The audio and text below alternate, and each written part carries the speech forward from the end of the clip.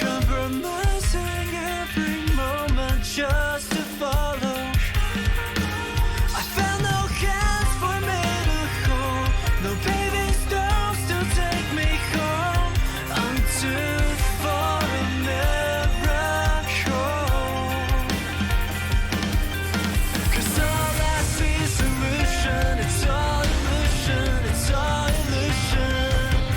All I am is solution, it's all illusion, it's all illusion. I've seen the highest high, no steps for me to climb. When I'm down in the lowest low, I'm out of sight in the darkest night, where my faith is overthrown. But I won't let it rain over my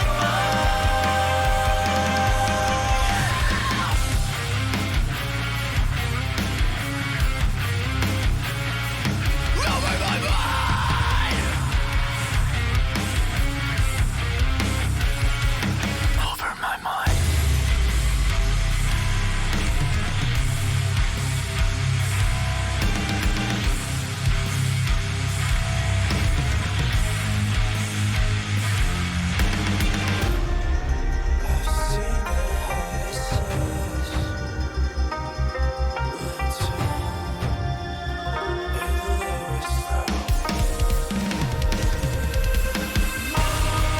I've seen the highest high, when I'm down in the lowest low. I'm out of sight in the darkest night, where my faith is overthrown. But I will let it rain over my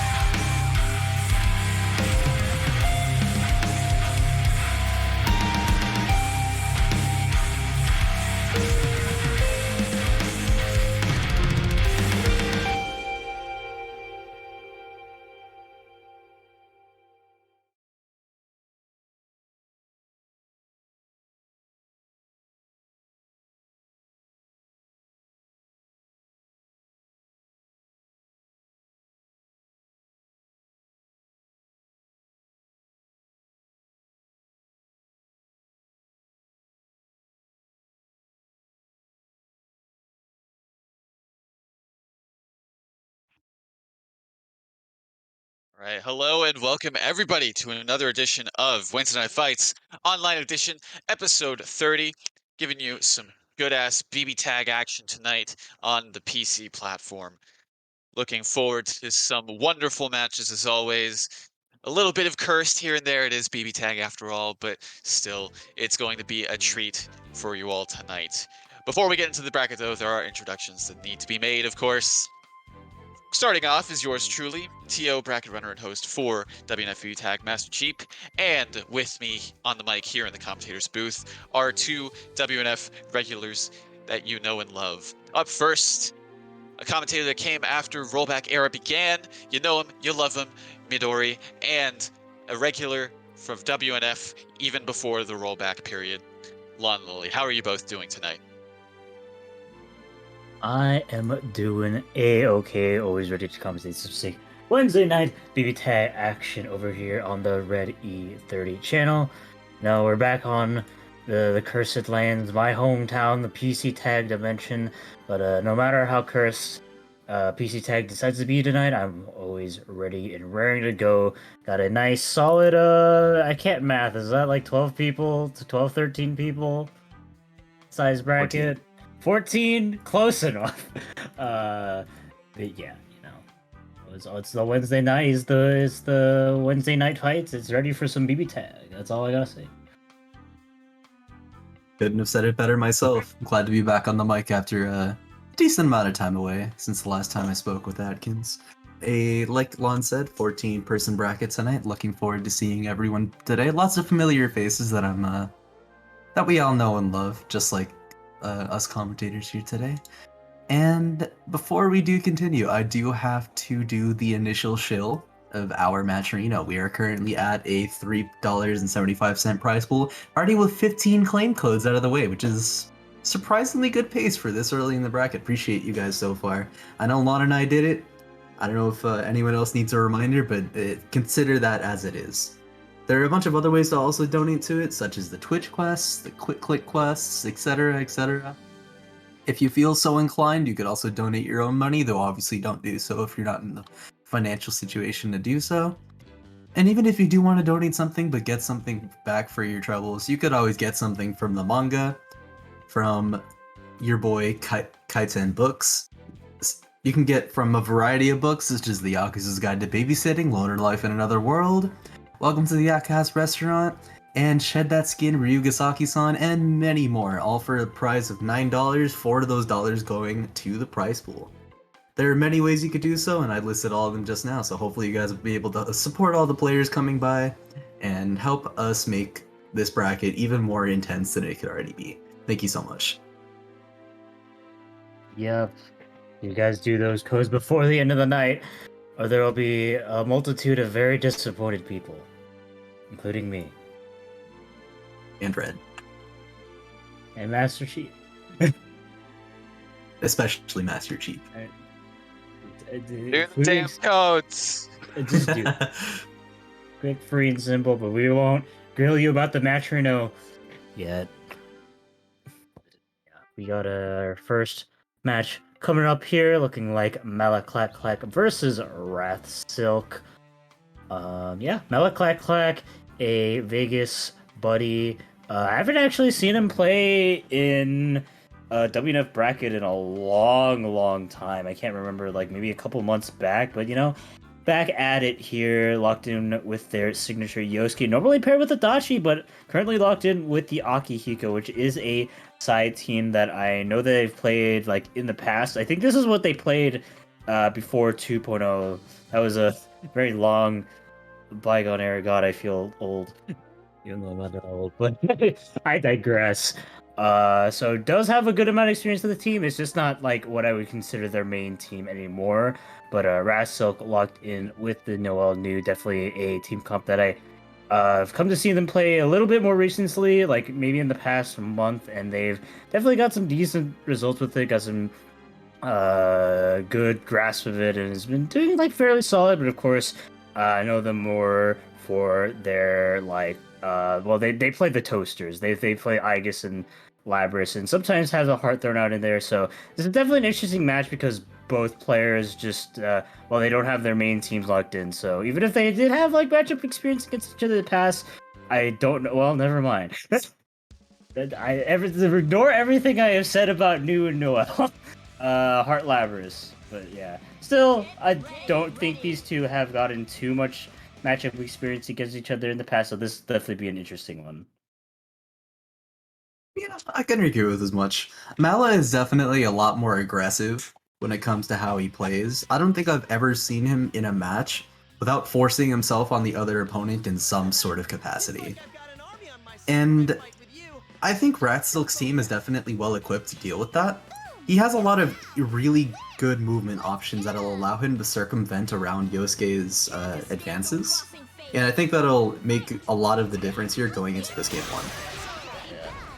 I will say, like, just comment up front, Heart versus Yosuke is one of the most cursed matches in BBTAG, so this will be interesting. Ooh, a nice back coming up, but unfortunately, not going to be converting off it, but will convert off that active swap kick, but just going to be getting a free burst out. No conversion on the burst either, didn't get anything for it, but thankfully was able to pick up with the assist in kind. Gonna get a full confirm with the Labris here into the... No safe jump Oki, just gonna be chasing the tech normally. Almost got the confirm. Aki buttons do be having a lot of hits done. Yeah. Blocking the JC. Gonna be a nice anti-air, unfortunately catching the tech out and just not taking the grab afterwards either. That is a very swift call in the Labris.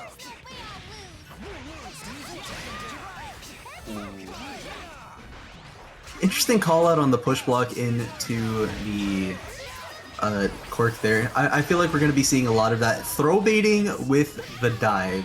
You know, it's something you see a lot, but not particularly when it's active swapped like that.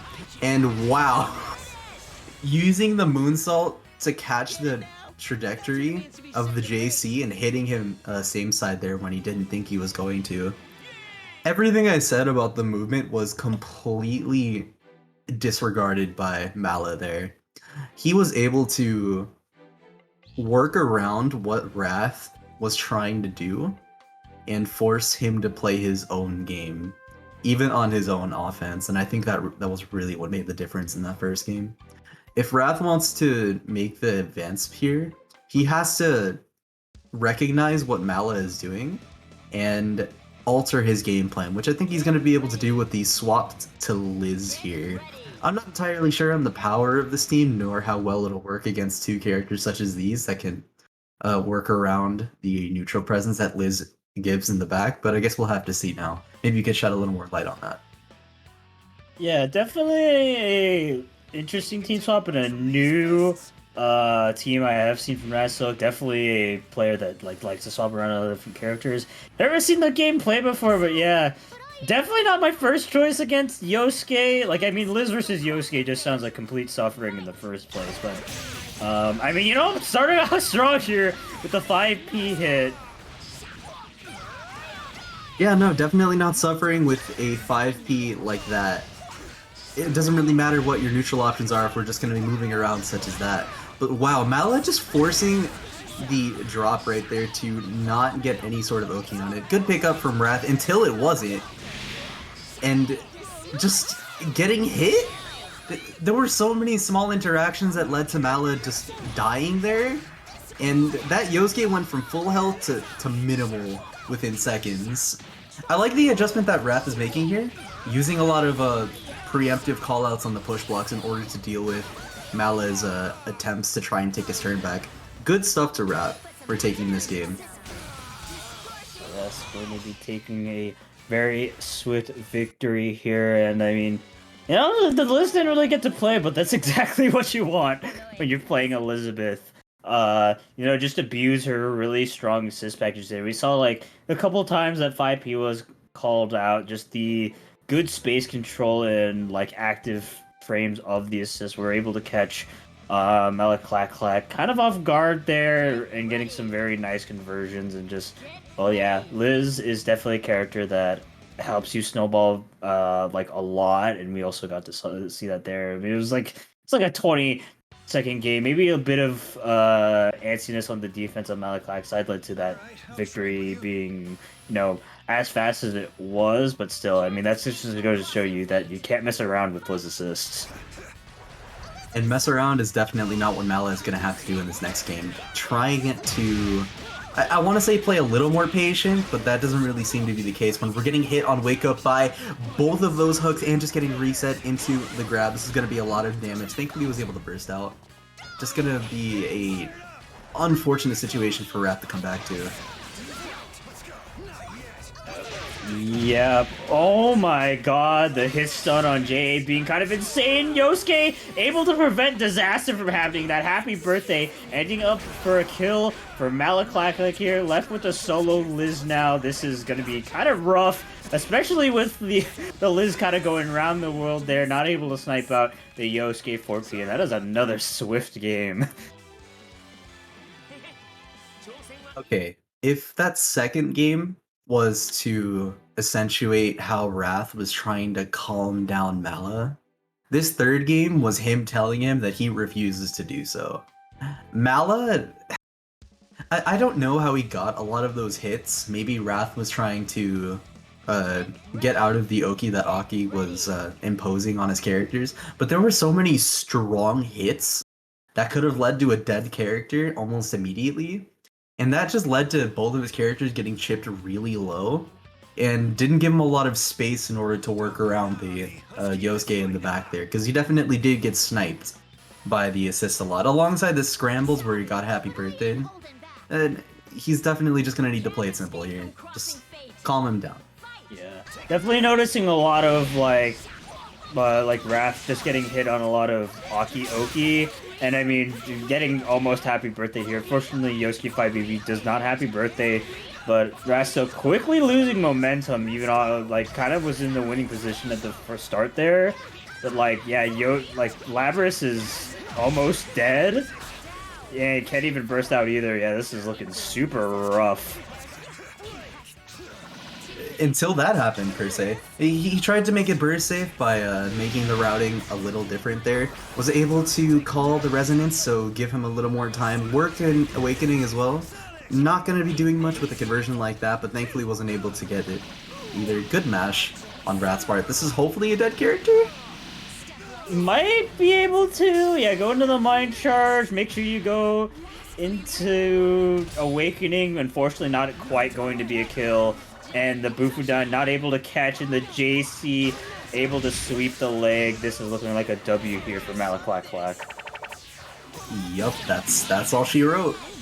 Going into the knee, and that's going to be a 3-1 victory for Mala. Honestly, I've been putting a lot of focus on how Mala has been disrespecting Wrath, but it seems like the inverse is happening a lot more. And I think that's what's causing a lot of the discrepancies here. Because as we saw, once he got out of the pressure that Labrys was enforcing on him and got bursted on, he just mashed and called assist. And after getting hit like that, he lost so much momentum that it was difficult to just keep going after that. And I think Wrath wasn't really ready for that alongside a lot of the resets that he got hit by. There was a lot to consider at once, and I think it was difficult to really, keep your head in the game when you're so focused on trying to calm guys such as Mala down. And as a result, that sent him to losers. Yeah, definitely. Especially with a team, I mean, like any Elizabeth team, is just going to be naturally very volatile just due to the fragile nature of Liz. Persona-based character 16k has multiple ways to lose life through like mind shard stuff. It's like you really don't want to be taking too many risks. I feel like Silk was taking, especially on defense. Like if you try to up back into situations, but Malakai was just very airtight about his meaties. And calling assists at the wrong time, it was leading to a lot of just gradual damage over time, and yeah, not really something you want to do against Akihiko, and B with a character like Liz. So it was kind of just the perfect storm there, I think, of mistakes. Yeah, 2000%. And as unfortunate as it is to see Wrath get sent there so early, we're going to have to move on, both in mind and in conversation, as we move on to our round between Cam and Ryazo. Okay, this is one that I think is actually pretty enticing, because Cam has recently picked up a new team in Seth Yumi. And I don't think I need to say too much more about that team for you to understand just how deadly that can be. And there have been a lot of things that he's been experimenting with, as far as I can tell from what he's been posting. So I'm curious to see if any of that result is going to pay off here in this match against Ryazo. But we do know Ryazo has his own Yumi, so maybe he'll be aware of what Cam will be attempting to go for and try to call it out. But otherwise, I am definitely curious to see how Ryazo goes about dealing with this new team that Cam has. As he's a relatively new name here, I think I've only seen him maybe once or twice. Outside of I think he went to Big 8 like once, but other than that, I'm not sure. Cam is definitely a new competitor when it comes to PC tag. Yeah, definitely. I was gonna comment that I don't feel like I've seen them play before. But it's locking in with Seth Yumi that they're here to play. But interesting to note about this specific team that Camden R does have locked in is that I do believe Ryazo does like kind of semi-pocket Seth Yumi. At least I've seen him play it before. So in terms of matchup knowledge, he should be at least a little more like aware of just the stuff that Seth Yumi can do just from playing it. And I mean, it's a fairly popular team as well, so even outside of that, probably has matchup experience through that. But nonetheless, even if you have matchup experience against Seth Yumi, it is still a very strong team with a lot of scary stuff, like a lot of disgusting mixed scenarios, huge damage output on like both characters' side. It's definitely a team that snowballs very easily and snowballs incredibly well. But you could say the same about 9 Yumi as well. These are two definitely very threatening Yum teams locked in. When people talk about how 2.0 changed the meta drastically, I think this is what they were envisioning. Lots of teams with either Yumi plus character. Yeah, and almost Yubi plus the black screen of connection lost. Can't Can't be a PC tag tourney without some connection issues. But yeah, go on. Yeah. Okay. Okay. Riaz is back in the room. It was a small mishap. Maybe we'll be able to go into the round. But I actually like the pick from Riazo here. He must have known what he was going against and counterpicked accordingly, because according to what I think is Set's matchup chart, 9 is definitely one of the few characters that can deal with him relatively well in neutral. Not only does she have a lot of pokes that frankly outrange his, with the exception of, something like 214C, but she's able to stop him from throwing out orbs recklessly, which is huge for someone like Seth, who relies so heavily on controlling the pace of the match with orbs on the screen. So seeing how Cam is going to be able to deal with that is easily the most important part of this matchup, and something I'm curious to see how he's going to go about. Yes, definitely. Like I said, nothing's really gonna do like super well against Seth Yumi, but 9 definitely a great pick. But Camden are already starting off strong here. Gonna be getting that 2A confirm and just gonna be ending here with the dive ender. That's just getting a nice push poke out and starting his own offense as well. Nice jump over the orb. Creates the sandwich scenario, but yeah, that looked actually all gapless. Even still, was able to keep his composure throughout that. Gonna be going for the swap here. Good stuff to Riazo for blocking it out. Both these players really just feeling each other out at the current moment. Just trying to establish some form of offense. With Cam has definitely taken the lead in that regard.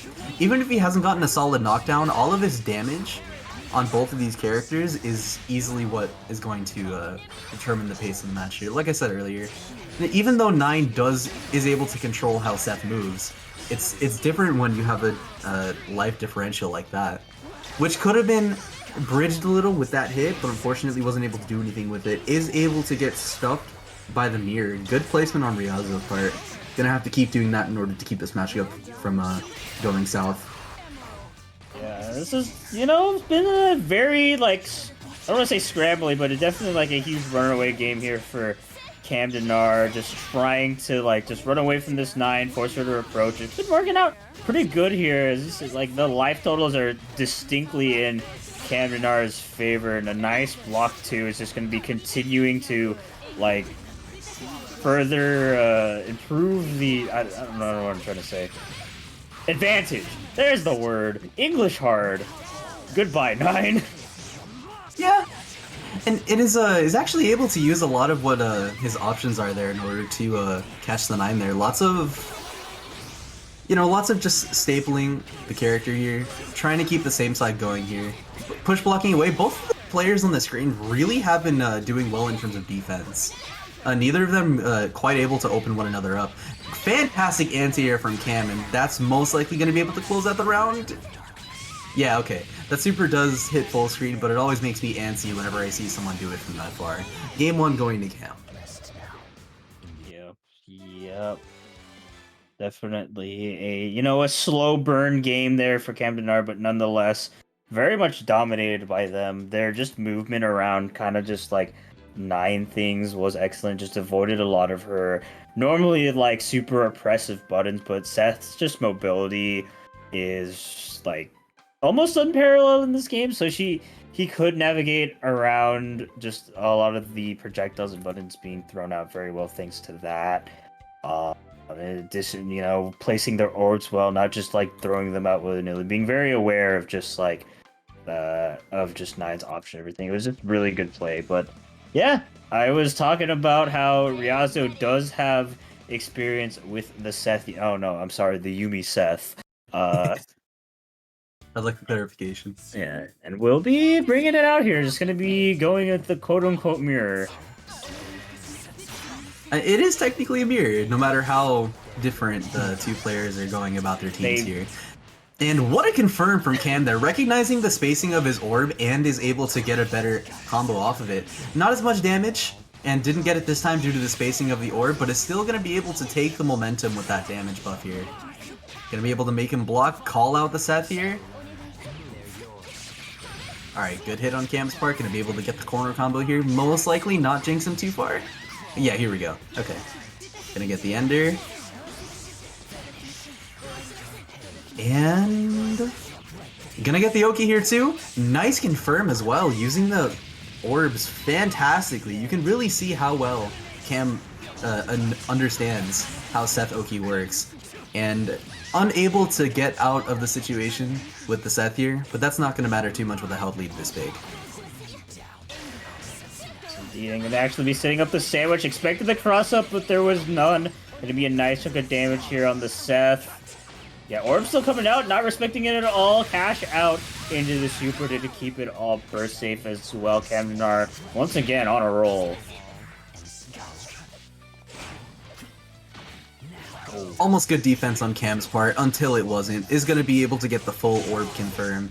But bursting out, recognizing the burst point. Wow, the DP hitting surprisingly high. You know what? This is normal Seth things, but I always find it so funny when things like that happen. And it is making a noticeable difference, because if that DP didn't come out, this Yuumi would not be a single hit away from dying. And even closer to that threshold now. Just going to be blocking it out. Double dive. Is that a command grab? That's a command grab. DPing out. Using the CC to his advantage. Finally getting the Yuumi out. Thankfully able to do something about it. Not able to get the confirm. The two-way whiffing on the jump here. Trying to use the orb to cover himself and be safe at the same time, but thankfully is able to poke out the Seth and take game 2. Showing the dominance with this team at the current moment. Yeah, definitely, you know, pretty anxious about the keeping in the Yuumi for that long. Maybe just really worried about just a raw 2-1 for C. Didn't want to risk anything like that.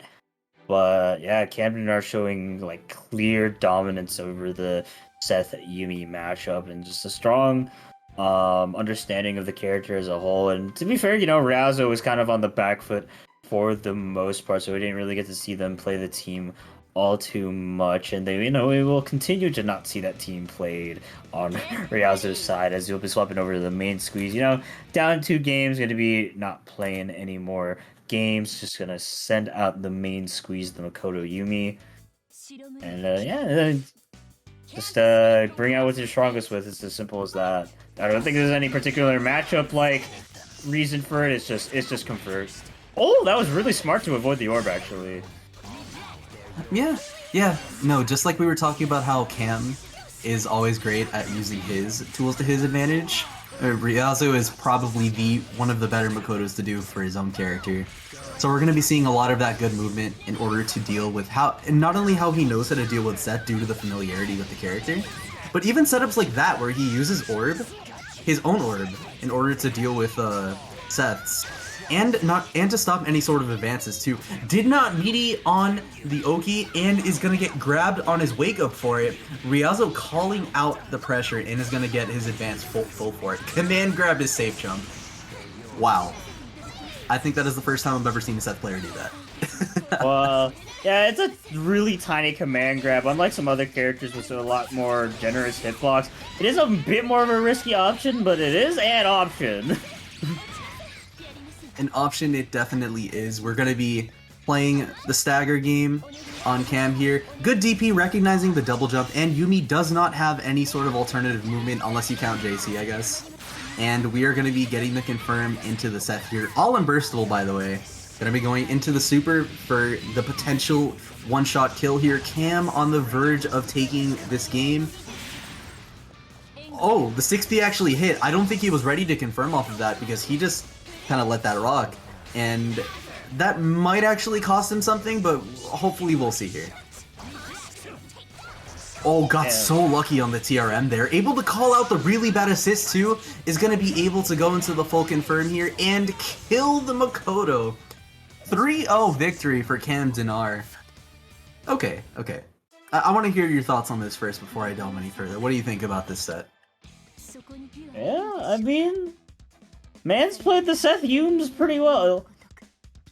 That's all I gotta say. Well, a bit more nuanced than that. Definitely Cam Denar playing the team well and playing it right. You know, was chose his times to be aggressive and really not just like running face first into danger because they're.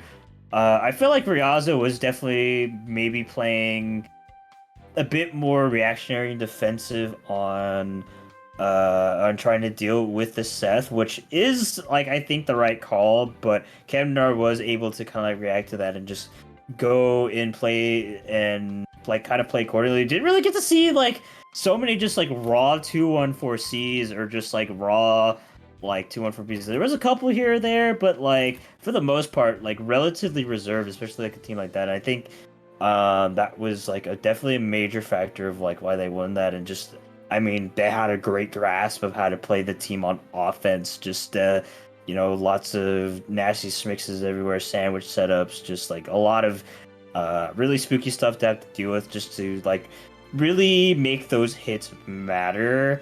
And it was really just up to Ryazu to kind of just have to, well, what do I do? Doesn't have didn't have a lot of great ways to kind of like force his own offense, like with any of the teams. Well, besides maybe Nine, but like swapped off that like pretty quickly. But yeah, I just think Kemnar played well. Yeah, no, 2000%. And as well as he did play, and how Riazo's going to have to think about how he wants to approach the matchup if he ever faces Cam in the bracket again. We're going to be moving on to the next two players in the bracket here. Returning to the screen is going to be CEF against Orax, taking in what I believe to be an upset win against Hachi. Hachi has definitely been on a level up streak recently, being able to take consistent top 3 placings in a lot of tournaments, even getting as close to almost take Big 8 the other day against True Care. I believe against True Care, don't quote me on that. But definitely not a loss I was expecting to see, so Orax is clearly on his A game today. Yep, definitely. And I almost didn't realize who hit up. Yeah, Critical Existence Failure versus Orax. This is definitely a blast from the past here. Two West Coast players duking it out before the rollback era, duking it here in the rollback area. Definitely going to be an exciting match to watch. I haven't seen Orax play in a while, to be honest. He's just been doing some live things, but always glad to see him back, and he is fighting it off against a old foe and started off pretty strong here, but unfortunately not going to be baiting that burst. Interesting situation there. So the 214B was surprisingly too far on the air hit and wasn't able to get anything crazy off of it, and was able to let Orax take the reverse here. Gonna be able to use the 5B to reverse the block there and get the Yang in, let the Elizabeth heal a little bit. And this is gonna be a single hit. Oh my god, he got the DP there. Oh! The rare situation where Yosuke DP is actually good. That's crazy.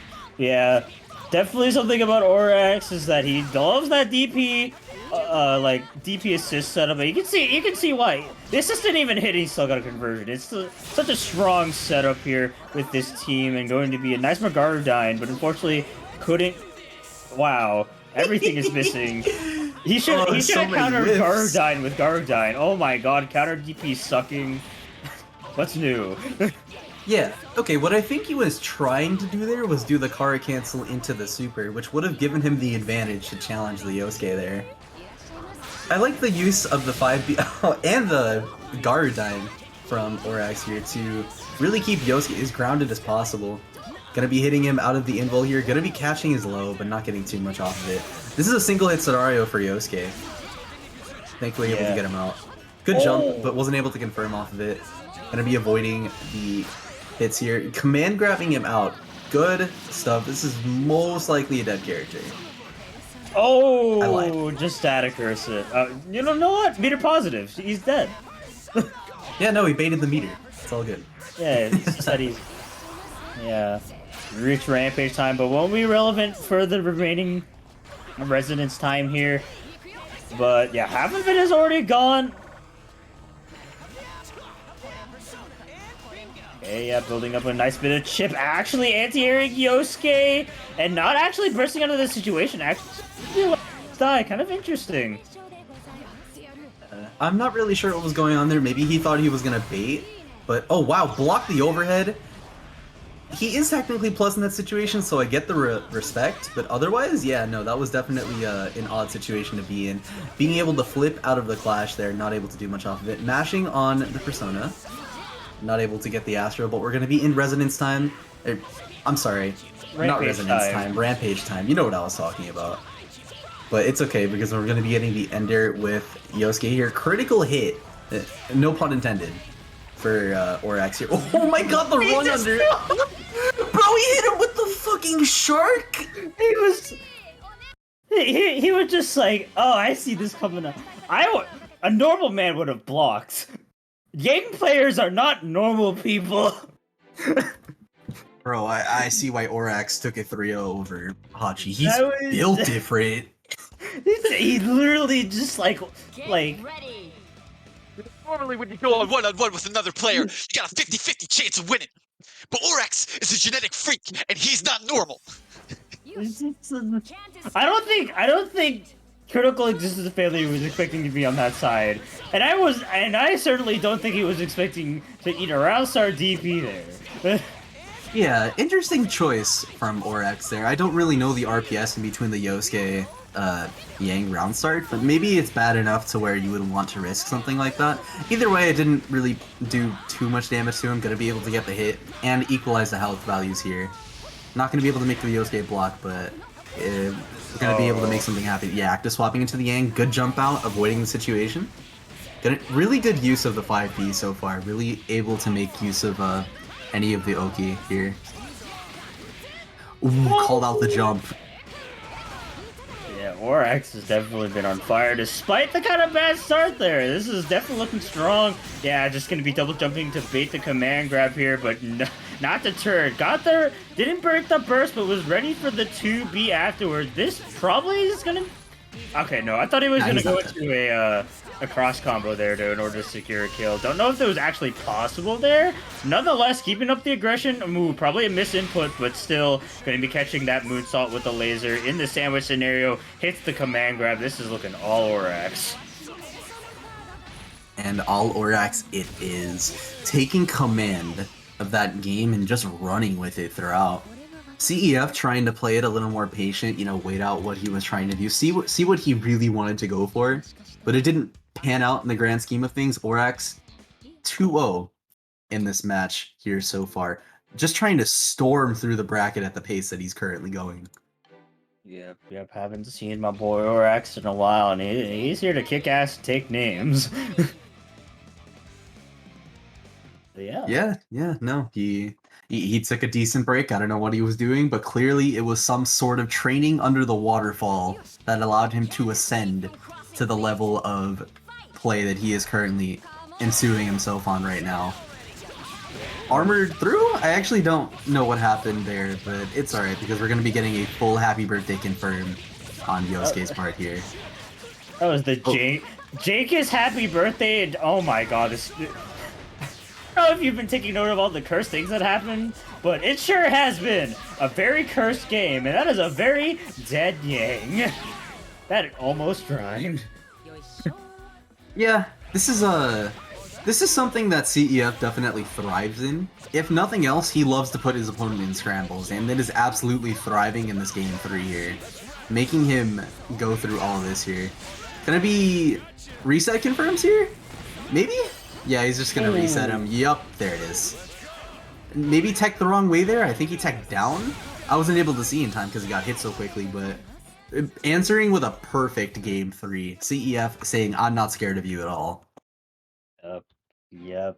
I mean, the one defining aspect of CEF play is that he's a super heavily momentum based players. I mean, his offense definitely very spooky. Has a lot of grab reset scenarios that you have to be aware of, and even if you are aware of them, he's still got some additional layers even on top of that. So when he gets that really nice solid hit, he could definitely run an entire game with it, and I mean that's exactly what he did there.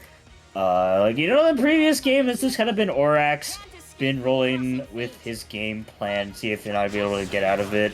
But it's looking like right now, you know, CEF might be able to like kind of bring it back. Like, And bring it back he certainly might be, because I think he got the just frame on that. That's kind of wild. He's feeling himself at the moment, if that's true. But it's alright because we're going to be going for... Okay, he teched down again this time, but did it a little later. Was able to get out of that, but we're not going to be able to get out of this hit. Just going to be bursting out before he can call the assist. And a good choice. Even if it didn't really amount to too much, just going to be blocking it out against all the mids here. Push blocking the plus frames. Oh, no. That's a big hit. Command grab. yeah, That's all I have to say. Command grab.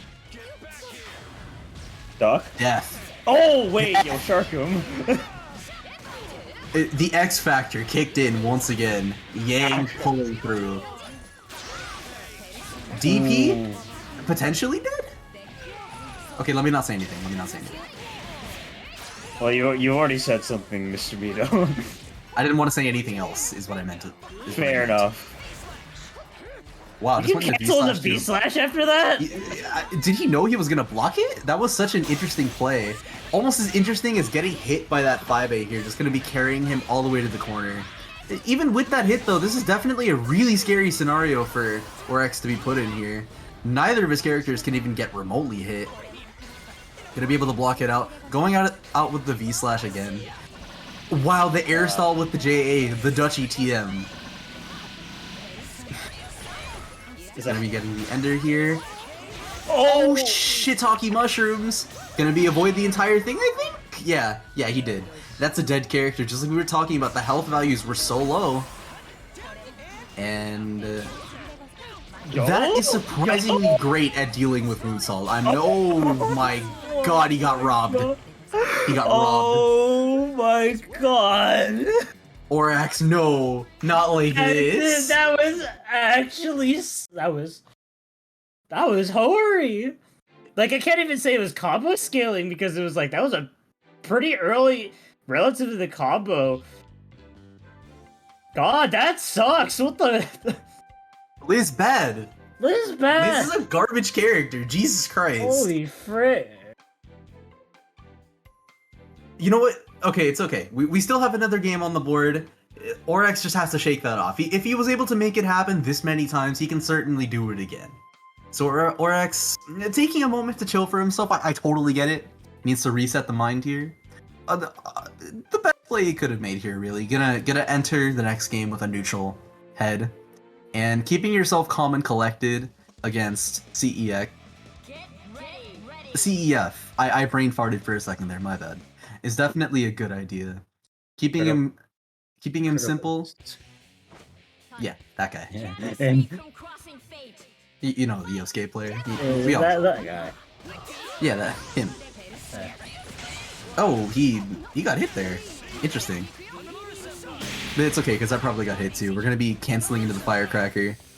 Gonna be avoiding 6B surprisingly. Jumping away from the kanji, mashing on the Buton. Just gonna be getting the ender here, forcing him to block. Command grab. But it's okay, I have a better command grab.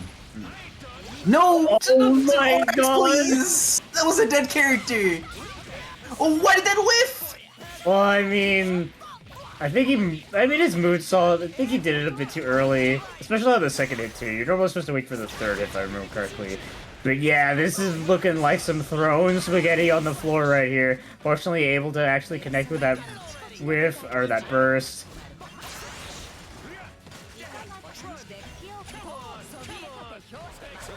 I'm not able to say much because of the situation and how tense it is. It's really difficult to really make anything happen. Gonna be able to call the assist and kill the character. Finally, the kanji is down. Gonna be blocking it out. Not trying to take any risks here. 0 on block. Force the plus frames. Did not command grab out. Gonna try and stop the Yosuke from killing that Yang. This is a similar situation to how he had to deal with it in the first game. Yosuke in Resonance dealing... Okay, did not punish the Garadine. Gonna be playing it safe here. And we're gonna be feeling out the neutral. Almost got the read with the command grab there. Nice catch on the up back. Yeah, this could be a dead character. Yeah, okay, good stuff, Orax. Clutching it out on the fifth and final game, making that fourth game irrelevant, thankfully. Yeah, that definitely was more of a nail biter than I think it should have been. Just some unfortunate misinputs there in this last game, but nonetheless, Orax will be taking it 3-2 over Critical Existence Failure. Yes, sir. Gonna be able to move on to winners semis. Gonna have to be fighting against Chop whenever he is able to do that.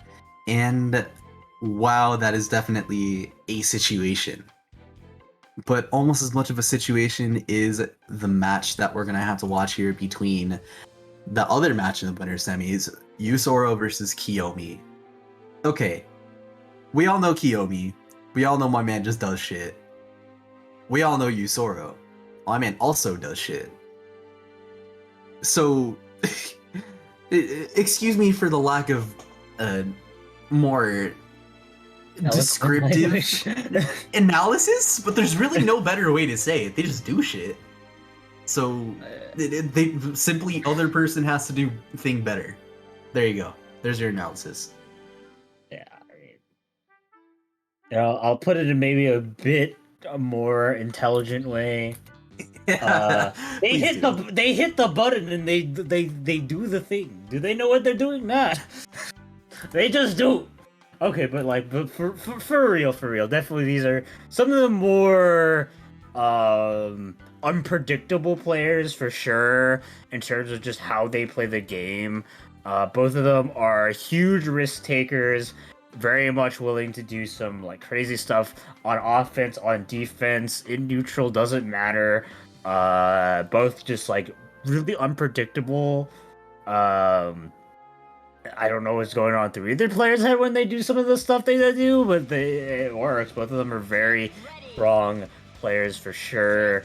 But Kyo, I think coming in with a little bit of an advantage on the crackhead matchup, because I do think that the Jubei Carmine does have a pretty, or at least a relatively good matchup against Narukami and Dachi, especially considering the rarity of Jubei, just period. I don't know how much matchup experience Yosura has, and Jubei is definitely a character that has a lot of like nifty things that if you're not aware of, you can get snowballed. Yeah, no, I definitely do like the pick from Kiyomi there as well. Picking a, oh wow, that could have been really bad. Picking a character that Sora maybe not be more familiar with, just to get that that familiarity out of the way. Getting a full confirm off of that 5 BB there, recognizing the hit on the Jubs, and oh my god, that was almost a really sick confirm. Almost as sick as that drop happening, gonna be able to get DB'd, and this is an almost dead Narukami. Gonna be bursting in the Adachi here, and this is actually looking kind of bad here for Kyo. 4 bars on deck. Yeah, this should actually be dead. Carmine maybe popping off a little bit too much here. Yeah, Kyo gonna be losing a character quite early. Yosuro, I mean, has that low Narukami in the back, but this Adachi is super healthy. Yeah, even if the Carmine is down, the Jubs is definitely a character that is just annoying to deal with. Because if you don't, wow, okay. If you don't, you know, lock him down, force him to play your game, he's just gonna run at you like Kiyomi is doing right now. And yeah, it seems to be working out pretty well. Getting a decent amount of damage off the hit here. Gonna be opening him up with the, wow, Yusoro tech first, by the way. That was all him. JB. That Jubu is pretty nice. I mean, you're continuing to use it. Definitely understand, just because, I mean, look how much space it covers in the neutral game there, and leads into some of Jubei's, like, really good mix swallow-ups. It's a very strong button, but going to be quelled down here with this cross/ender. Got to be really careful about it. They do empty jump low. Yosuro able to quell the chaos that is the Kate here. And, yeah, we'll be taking the first game. Yeah, absolutely. It's really funny because the way we were describing both of these players was that both of them just mash all the time.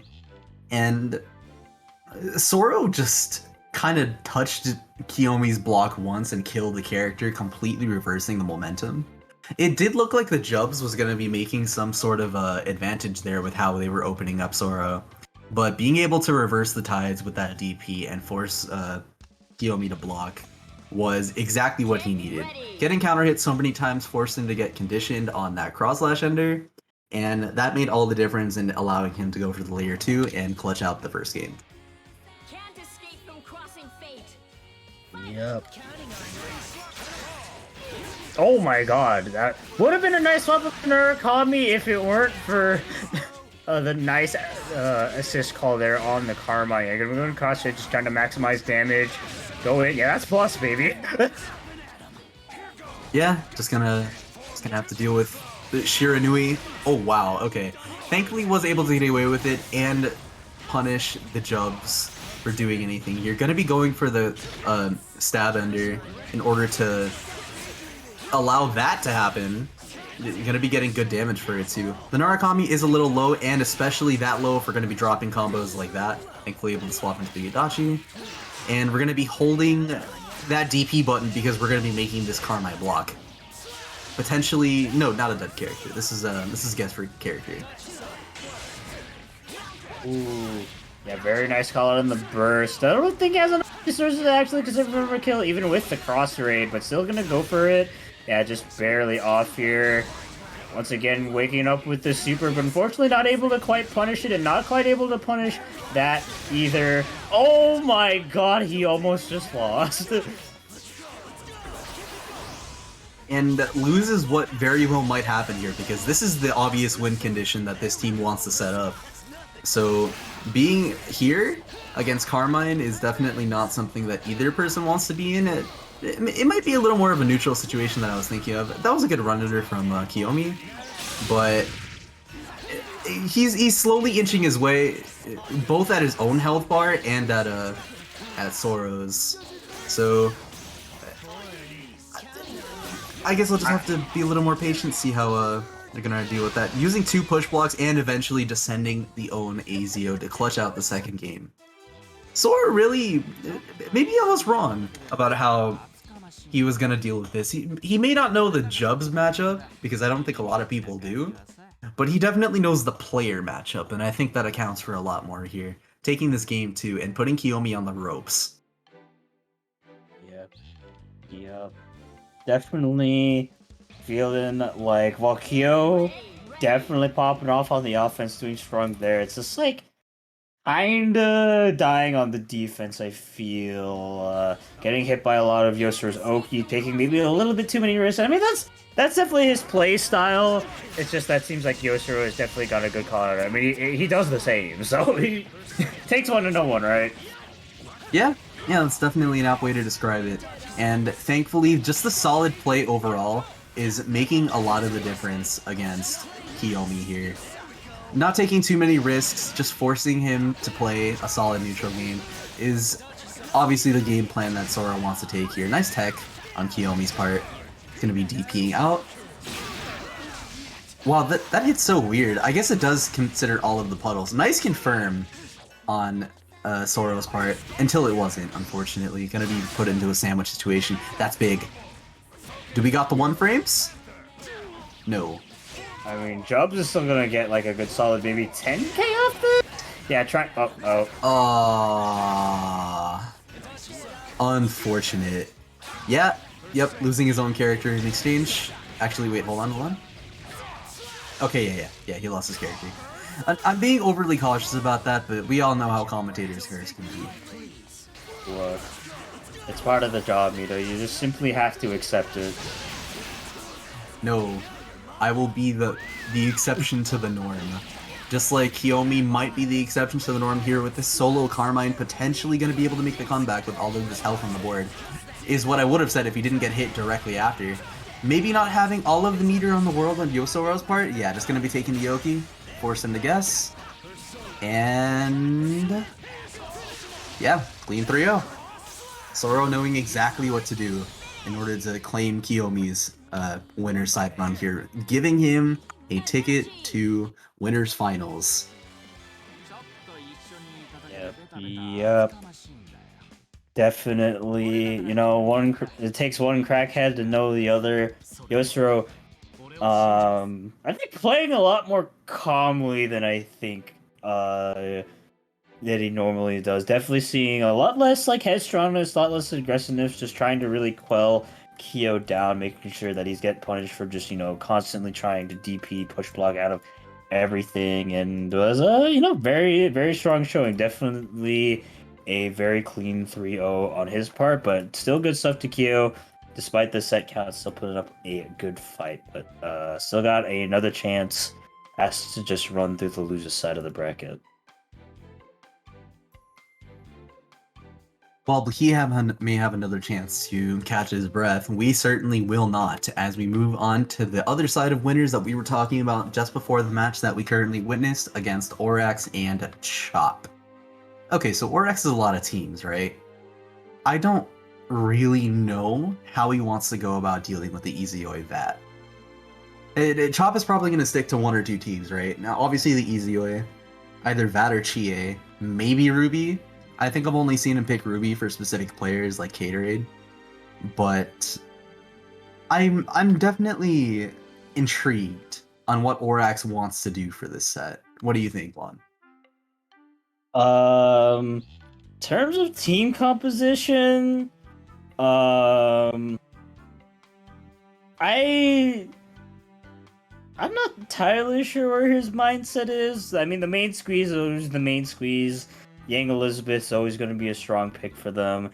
I think the only team I would consider them swapping off to is what I consider their sub team, which is Yang Narukami, which, yeah, I mean, it's a strong team, just generally speaking. I think it would, just on the surface of a matchup, would probably do better against this team because Batista, has the laser protectile everywhere. It's kind of a pain for Liz to have to deal with. But Narukami, it's Narukami. He can kind of just at least mitigate or straight up ignore it. But sticking with the Yang Elizabeth is, good choice, I think.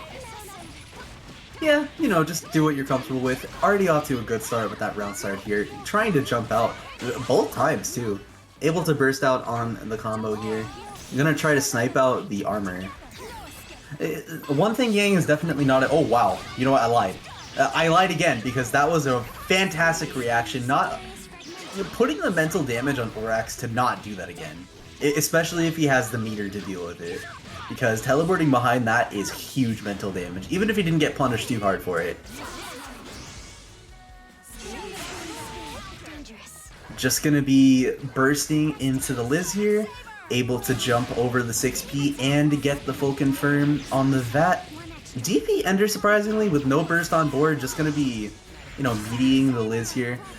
Was a little too high to get anything off of that JC, but thankfully was able to get out. Orax able to play the neutral once again. The health deficit is definitely something he's gonna have to deal with here. And almost as much as he's gonna have to deal with trying to bait the burst, I think? He was definitely doing something there. Yeah, waiting for the assist. Oh wow, almost a fantastic confirm, a little too far. And, okay, at least he saved the Yang. The Yang didn't take as much damage, which is what matters here. Yeah, maybe trying to anti-air that incoming setup, unfortunately not working out. Still in resonance, definitely still a possible comeback, but you gotta get through the wall of overheads that is coming out, but couldn't block the first one and won't be blocking the second one because that Yang is gone. Yeah, the Yang is dead, just like the match is over. Game 1, I don't want to say dominantly, because Orax was definitely going off in some regards and to get his game plan started, but it was definitely difficult for him to do so after a certain point. So I want to say that he's not particularly equipped to deal with it at the current moment in terms of mindset. I think the main thing he's going to have to worry about is actually playing the neutral, which is exactly what he's going to be remedying here, switching to the Narukami, recognizing that Liz isn't really going to be doing much against the Batista or the Iza. So having a character that can function solo, even if the Yang goes down, is definitely a good choice in his department. And I'm curious to see how... Not curious, I know that it's going to be a lot better for him here in this game too, even if it doesn't really turn out that way in the grand scheme of things. We'll see.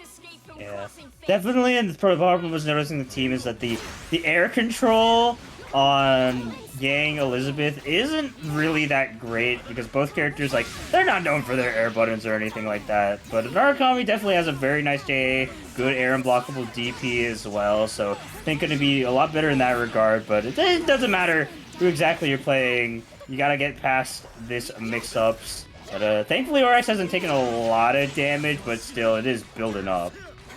Yeah, death by a million paper cuts. Damage may not be this team's strong suit, but it doesn't have to be. If you can't get in, then there's really no point in doing anything crazy, and you're going to be getting that. With a hit like this, Oryx gonna be able to get the Ender here. Yeah, get the full Oki, and call the assist to get the mix. Nice block, able to push block out, but not blocking the 5C. I always find it so funny when you block all the really strong fuck shit, and then you just get hit by like grab or 5C, and that is exactly what happened there. I feel that on an emotional level.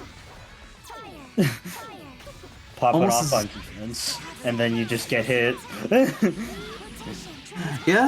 Yeah, pretty much. Almost as much as Orax was popping off on his defense right there, but is gonna use the time that that was on the screen. Nice confirm too. Not gonna get too much off of it. Oh, okay. Yeah, just grabbed him to deal with the potential of the DHC. Didn't really get too much off of it, but what can you do when you have to deal with a situation like that? Just gonna... Yeah, that's a dead Narukami, I think. Yeah, I mean, Yep. gotta choose what character to die. They're gonna be sticking with their guns. I mean, in semblance right now, definitely may be able to make a comeback. It is VAT damage. Yang's pretty chonky. Nah, not even gonna be bothering to go for a kill combo or anything. Just gonna be trying to maintain their advantage. Nice defense so far, but how long can it last? That is the second week in a row where I've seen that freaking screen move like that. But nonetheless, going to be another W here for Chop Suey. Yeah, if you push block the assist that's already on the other side of the screen, naturally it's gonna look somewhat distorted. We saw that on the match between Chop and I last time I played, and it is definitely difficult to deal with. Not an accident for sure. It's intentional. You want to see that, but it's still weird to observe nonetheless. I guess it's because you technically get to keep the artificial corner for longer. Yeah, because the 6B is on screen for longer, therefore you're able to abuse the camera. It is a bit silly. Almost as silly as that DP round start actually working out, not actually having an invul, but it doesn't really matter too much when we're going to be getting a round start like that. Gonna be swapping into the Narukami here, letting Yang heal, but getting hit a lot with Narukami in return. Blocking it out so far. Good push block. Getting out with only a scratch, really. He may have gotten oh my god, that low profile? That's so wild. Almost as wild as getting hit by that 5C. Oh, crap. It's just like, no, you want to push block out? Now get back in there. Get back in that corner. Okay, yeah, both of them jumped. Neither of them wanted to press anything in the air, so that made a lot of a difference when escaping here. Able to get the Batista out, thankfully. Oh my god, what a snipe. Good block. Yeah, bursting out. Narukami's combos with Persona Destroyment are not particularly burst safe. Almost as DP safe as that right there. Able to not call out. Okay. Understood. Yes. Understandable. Have a nice day. Thank you very much. You know what? I'm gonna thank this Yang if it is gonna punch that Easy for disorienting me that much, because we're gonna be able to get a sandwich situation here. Good blocks on Orax's part so far. Gonna be blocking, saying, oh, got crossed up twice. Okay. Yeah. Maybe DP again? No, was able to land. Just grabbing him. Maybe a dead character. Question mark.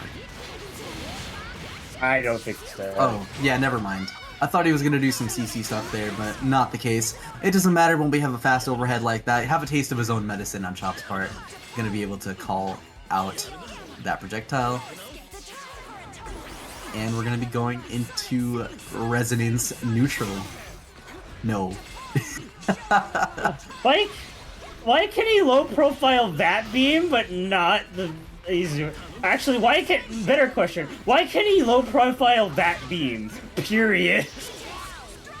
No, yeah, losing the Narukami off of that. The risk reward was definitely not in his favor, but he took the risk, and that's gonna cause the character to lose, and potentially a Yang as well, carrying him all the way to the corner, wasting a lot of this resonance time. Not gonna give him a lot to work with. Just gonna be running away. Letting the Yang heal a little bit, but oh my good, no! Drops the combo! Yeah. Single hit scenario for Orax here. Alright, Definitely. try to play his abilities. Yeah, pressing on the air hit. You do have an extra 2 frames of block stun that is unique to air blocking when you're carried down to the ground, so that definitely did help Orax in terms of taking his advantage there. And as a result, he was able to take that game. Despite the spaghetti. Get ready. But either way, Chop is definitely not going to let that phase him. More of a minor annoyance is in that third game. Gonna try and clutch it out here. But maybe that'll give the momentum to Orax that he desperately needs in order to clutch out this win here. We are going to view just how much that actually affects him here going into this game 4. Same stage, same characters.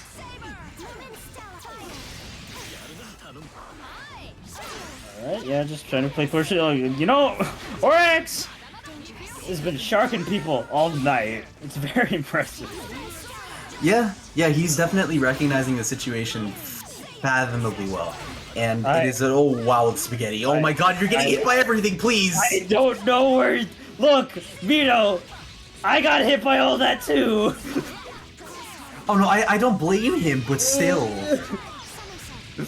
Like, fuck, man. That is like... Damn! He went around the world in 50 days, or so, whatever that movie is called. That was like... It was going everywhere. Left, right, forward, back, up, down. Where was they going? I don't know. Oh, almost got the anti-air. Almost as much as he's gonna get this dead Narukami. Did have to spend both bars for it, but that is a small price to pay to get a character off of the screen. Yang gonna have to do a solo comeback against this team that is so dominant in neutral. Definitely possible. Oh, actually matched out of the situation and straight. Look. It has been a while since the Yang players have really been showing their heads at WNF, but dear God, I've almost forgot. Y'all's characters, it does some silly stuff.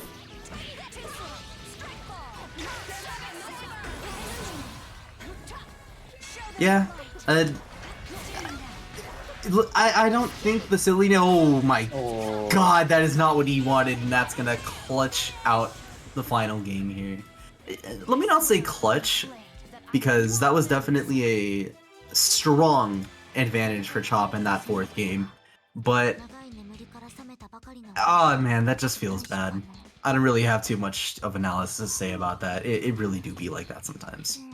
Yeah, definitely. That starting game scramble where Chop Suey got 3 or 4 questionably intentional resets. Definitely lost the momentum very hard. Couldn't quite get any point of momentum. Just constantly got hit after hit after hit. Yeah, just frankly couldn't play the game. And to be fair, Easy Always pressure is like some of the hardest to get out of in the game, especially when backed up by Batista. It's certainly gonna be rough when you're on the defending side of things, and Orax, tried their best, but unfortunately gonna be dropping down to the loser side of the bracket to fight Hashi. Yeah. That is actually our winners finals currently locked in Chop Suey versus Yosero 2 very familiar faces in the top 3. But we got Oryx, Hachi, Kyo, and Critical Existence Failure to see who will move on to potentially fight one of them to see if they can run it back in grand finals. But before we get into our next match, which is Critical Existence Failure versus Kyo, I would like to remind everyone in the audience about our Match Reno page. Make sure you guys go over to that link the bot has provided to you all. Sign in and click that claim code button for a free 25-cent donation in tonight's bracket pot. It's free, quick, and simple. And did I mention it's absolutely free, no cost to you at all. Make sure you guys use up all the codes before the end of the night. We still got 29 of those left, so if you can be so generous as to do that, that would be very cool. But we also have some other ways to contribute money to the Match Reno. We got that direct contribution button over on the top right. Make sure you guys click that yellow orange contribute button. Put in as much money as you'd like. It can be as small as $1. It can be as big as $10. It doesn't matter to us as long as y'all donate. It is much appreciated. We also got those sponsor requests on the side for some more free ways to donate money to the pot. It's as easy as following cryptic hints. Sorry, my brain really had to wrap my fear on that one for some reason. Over on Twitch. Make sure you guys do that before the end of the night if you haven't already. And we also got the marketplace just in case you want you want some manga with your direct contribution. We got a lot of wonderful manga supplied to us by Kaiten Books, such as Your Good to Babysitting, Loner Life in Another World, Welcome to the Outcast Restaurant, Shed That Skin Ryusagi-san, who's a maid. Our maid was way too annoying. Our maid is way too annoying, and my dad is the queen of all VTubers. Make sure you guys check out the Match Reno page. Use those claim code contribution codes, I guess. And yeah, that's all I gotta say. Use those contribution codes, please. I beg you. I will be disappointed, and you do not want me to be disappointed. That would be bad. That would definitely be bad. But if we're all contributing here, what I want you to contribute to my sanity is explaining why in the bloody hell Kiyomi is on Tager Jin. Look, out of all the human beings I Oh can pick, boy, he doesn't know. He doesn't know. he lacks critical information. But yeah, out of literally every bagillion people on this planet, if there is one person that is going to pick Tager Jin, it will be the one and only Kiyomi. I'm not gonna tell you anything about this, Mito. I'm not gonna tell the audience either, because I need you guys to experience this team in all its glory. If you haven't experienced it already, well, I would say be prepared, but I don't think anything can prepare you. Look, do it anyways. You will need to fasten yourself for an adventure. Unless they get hit round start, in which case, that's crazy. Okay, I guess an RBSing on the 214C on block. Yes! Got away with the DP, getting caught jumping in the air by the JC. This is already looking unfortunate for Kiyomi. I think it's going exactly as planned. He's pressing buttons. See, look! It was all according to Keikaku. Good mash. Recognizing the reset there and just pressing it. Not gonna let the Tager live to see the light of day. Whiffing the 5P just for show, I guess? I want to say he tried to 4P there, but it's okay. It's funnier if I say he was trying to do for show. Command grab. Command grab on what side? Man. Yeah, I was gonna say, who is going to command grab, Mito? When you say command grab, I don't know who. It's okay. It's better that way. You're not supposed to know. So true. Ayo, optimal bombos? Almost as optimal as holding Yosuke 4P during wake up at all times. Jesus Christ. Look, it's a funny 10-frame assist. I hate dealing with it. Fuck Yosuke 4P, on God. Shout out to Yosuke being annoying in the back.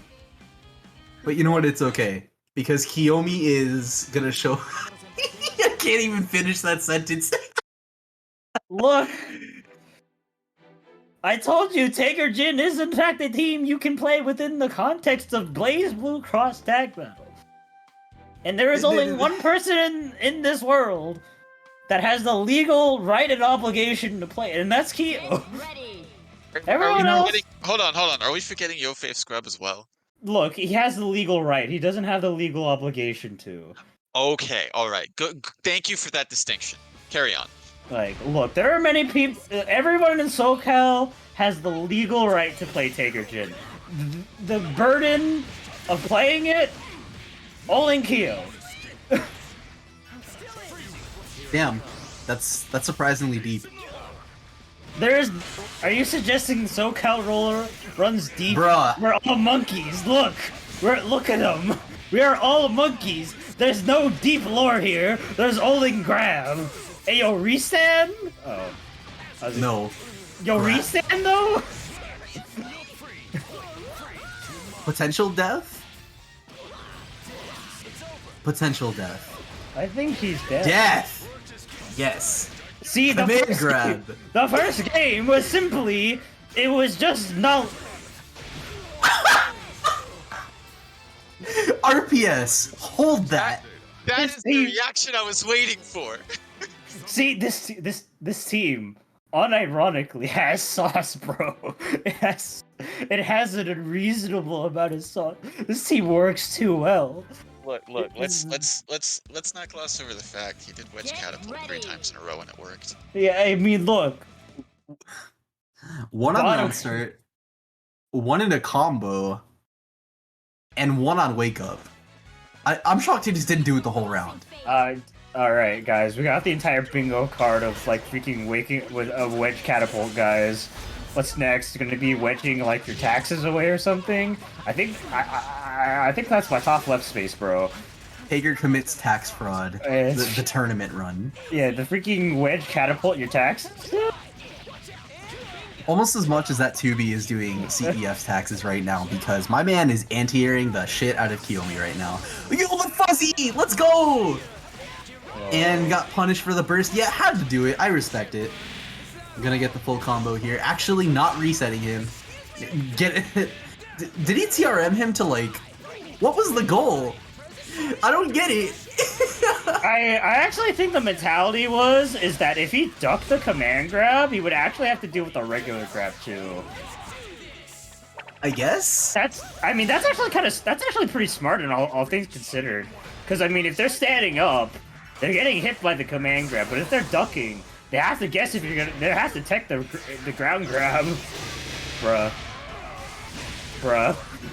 Why didn't you just like block it or super? Okay. Or you know what? TF, please kill him. You don't want to let this man. Okay.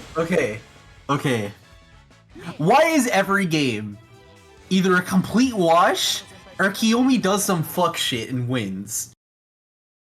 Why? But look, are you suggesting Kiyomi. that it's not a complete wash where Kiyomi does some messed up stuff and wins? I mean, that's essentially Kiyomi in a nutshell. That is literally, look, you're asking the wrong person to be normal. You think he joined just to fuck around? Because no, that's what look. it looks like. Even if he's serious, he joins to mess around. Can't escape. It's Kiyomi. That's just his mindset in a nutshell. I don't care. Armor. Oh my god, what the frick? Is there? Look. Why? He's He got simply is just that good. Matched on the DP, getting bursted on again. My man said, "I'm not adapting today. Fuck that." That's wild. Actually insane. That press 5A a little too early, wasn't able to get a confirm off of it. This is really easy to punish since that DP does take forever to actually recover. So, solo taker! Hell yeah. What's the score again? 2-1? Okay. Nah, bro. I need this set to go on more. This is mad funny. I think CEF just, like, recognize the situation. Hey, wait, no, wait, hold on. Get infinited. Just allow yourself to get infinited. Like, it'd be funny. It's for the content. It's for the content. Okay, He's not no. dead though. He's good. Yeah, he's a big boy. It's a big boy. Yo, Yeah, 5C ender? Run up in super. Okay. Okay, I was so scared he was gonna get hit by the fucking super. I was Oh my worried God. it was gonna clash. I was worried it was gonna clash. That's fair too. Both of those. Jesus Christ. Maybe I overreacted a little bit because once CEF just recognized, like, okay, this guy's fucking... He's got screws loose. He just started playing a lot simpler and waited for Kiyomi to kill himself, and that gave him the win. I almost didn't want to say that analysis because, like, fuck. Jesus. My vocabulary has been rescinded. It has been taken away from me. Because all I want to do is curse after seeing that. First time? First First time. time. First time. Alright. Welcome. Look, you've been in the grass of SoCal for a while now, even if you haven't known it. But this is part of the initiation process. Yeah. Anchorgen. Anchorgen. Or as Keo put it in the Discord, Tage-gen. Ganagin. Honestly, what gotta be the most team of all time. You don't bring Canadian into this. No. We don't Bro. talk, no, we don't talk about that. Get out of here. You got a thing against Yun? Yes! I always have a thing against Yun. Fair. Don't talk to me about that character. I am gonna talk to your stunt double because we got Hachi on the screen with Orax. This is a run back. This happened earlier and I was talking about an upset. We got this shit coming right back on the screen, folks. This is gonna be fun. I wanna see how Hachi, bruh. I lost all my momentum. I mean, Hachi is certainly a non-incorrect way to say it. I don't think it's wrong to say Hachi. I also don't think that's how it's pronounced. Bro, we got Hatchet on the screen. Get ready. It's your boy. I'm not even gonna finish that. PG-13. Anyway, All I'm saying is runbacks. I don't know if Hachi would appreciate you calling him my stunt double. Okay, come on, he's playing the same team as you. Okay, that's what this means. Like, you know what? Forget it. Just kill Bro, me. you called Kate your stunt double. He literally is you. That's different. Wait, yeah, because he literally. Wait, that makes sense. He literally is him. Yeah. He's not even using Cheap's colors. To be fair, I'm a fan of red and blue. It's just the defaults, right? It's literally he is one away from being. Bro, my man is mashing. I mean, look. So Smash the buttons, right? That's what we're here for. no, the character dropped. Oh, Punish? and Yeah. your life is dropping down. Okay, yeah, just like we were talking about earlier, that's one of those situations that I genuinely think Ragna in the back does not help with. Having Ragna here and not being able to confirm off the 6P really does hurt the neutral presence of both of these characters, but it doesn't really matter if you have subpar neutral when you have throw baits and DP baits like that. I'm gonna be able to call out the Liz and take the Yang into the next game here. Oh wow, what a mash. Oh, punish? Let's go, okay. And that's most likely a dead character. Yeah, can I be getting the... I did it again. I did it. Oh no, he's gonna get a combo. He hit it so high. This is the life we live. This is the life we live, Mito. Do you like it? Do you like cursing people every day? Is this the existence that you have accepted into your household? Because it sure is the one you're living right now. Fuck, bro.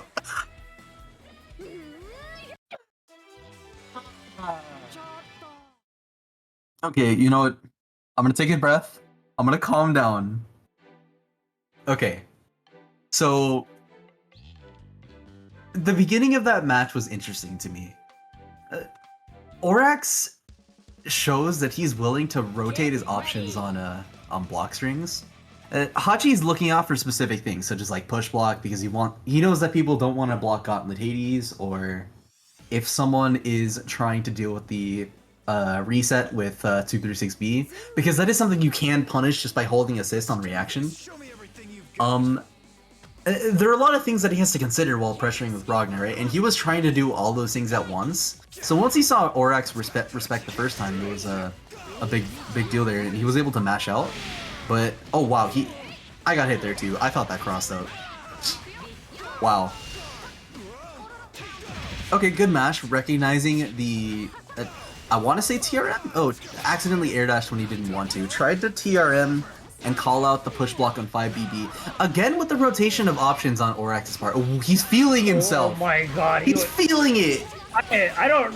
You know, that looked optimal, and I'm going to assume it was optimal, because it was kind of sick. The optimal things are the things that look cool, of course. Press the 2A. Kill the character. Press 2A again! Maybe kill the other character. Potentially. We're gonna be going for some burst safe stuff here. Gonna be going into the safe jump. You love to see it. Push blocking away. Tried to air. Yup, counter hit 5B. Hell yeah. Full confirm. Oh, ooh, okay. Just slowly chipping away. Okay, nice block. Look, it was a reset. Look, it's a American reset. Bro, why is today so scrambly? Everyone is doing this! DB? He probably wanted some negative edge active swap. That happens occasionally. Press? No. We wait out here. We patient. Oh, actually, he probably should have pressed. He might have gained too much life. Yeah.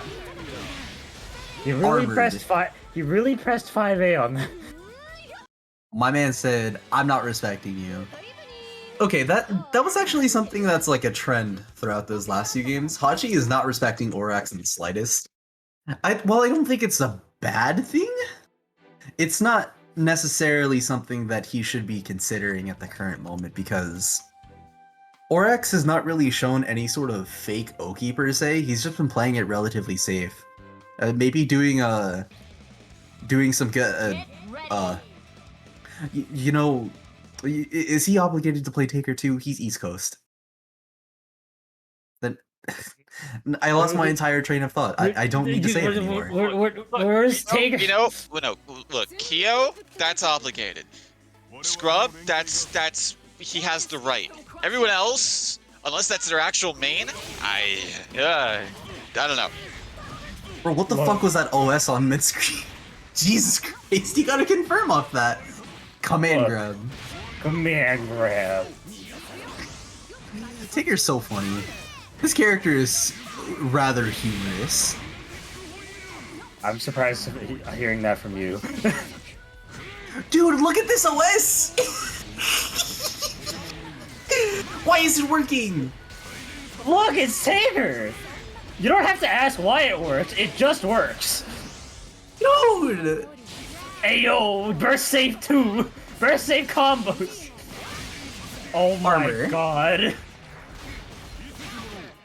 Yes. Hey, goodbye forever. Yo, he went for the Shoptimal too. Remember when you feel sad, think good thoughts, be happy. Thank you forever.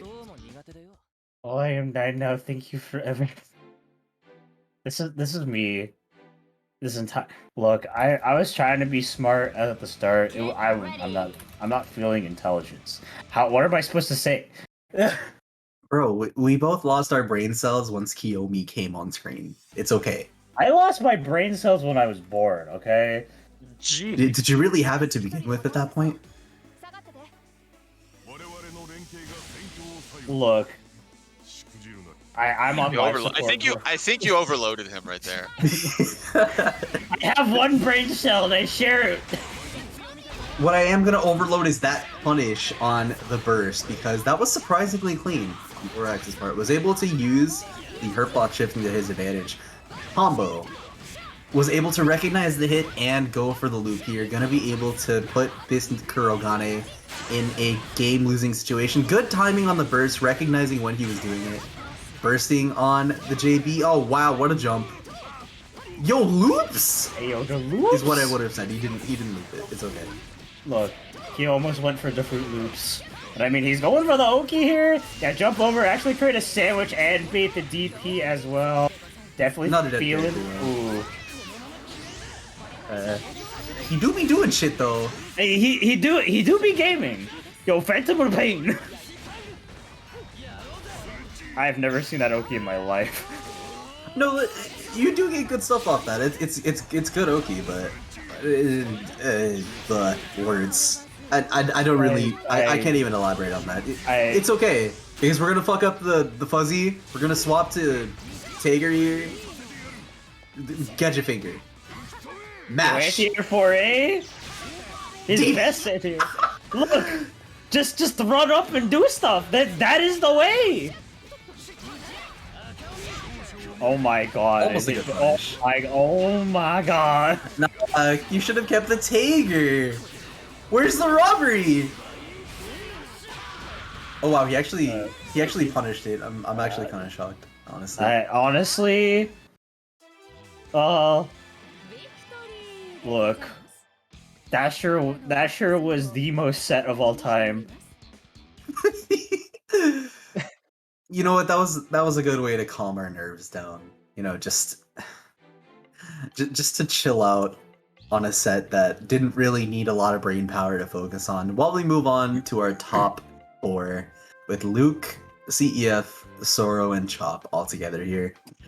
We're going to be moving on to, I think, that match in particular, right? We're going to be seeing Chop versus Soro now?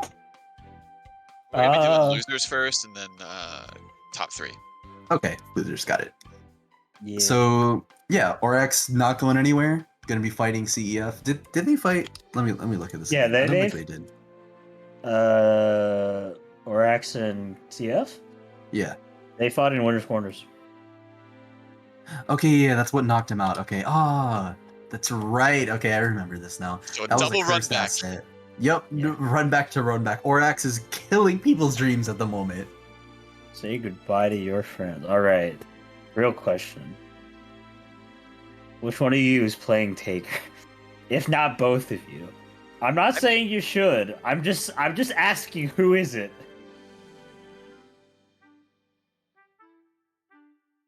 No If answer. they're going with their actual teams that they have here, everyone besides Yosuke has a command grab. Oh my god. Yosuke is the command grab. He simply walks up to you and grabs you. Look. Guilty Gear Kai. Yo. You're not wrong. No. Freaking Kyle player, SMH. Bro, Kyle players are goated. Says the Did it? guy player.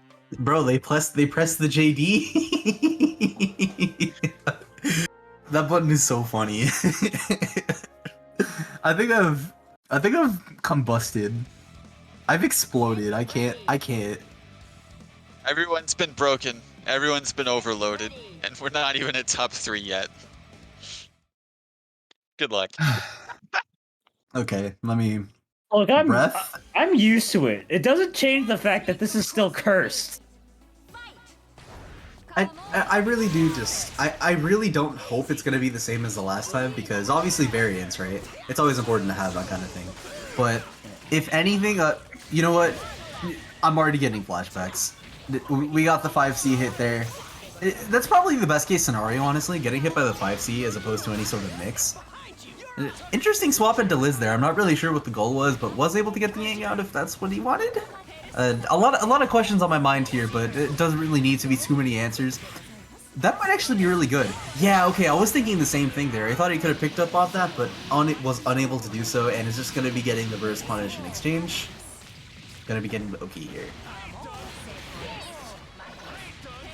5A. It do be hitting me.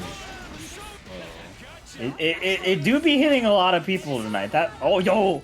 Command the grab. layers! The layers! DP.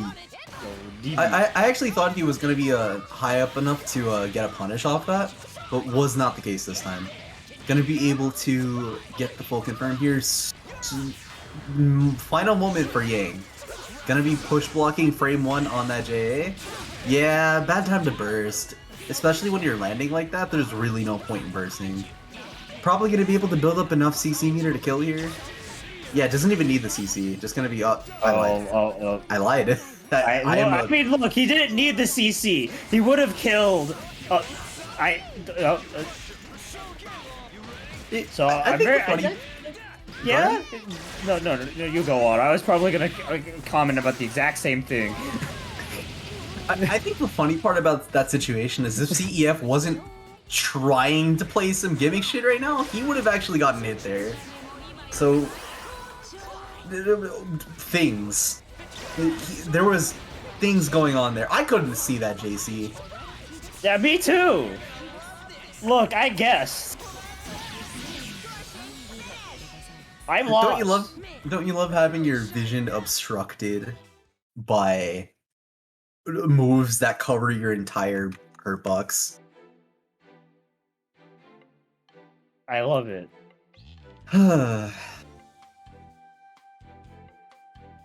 Yup. Okay, in all seriousness, I was trying to avoid saying anything I'd said throughout the first set, but it really was just the same thing. We saw a lot of the same movement from CEF, a lot of the same attempts to thwart CEF from Orax. It's more just a matter of who can stop whose momentum early, and CEF does seem like he's taking the lead in that regard. Oh, okay, did not get punished thankfully, but did get hit on the cross up here. Was not ready for that part.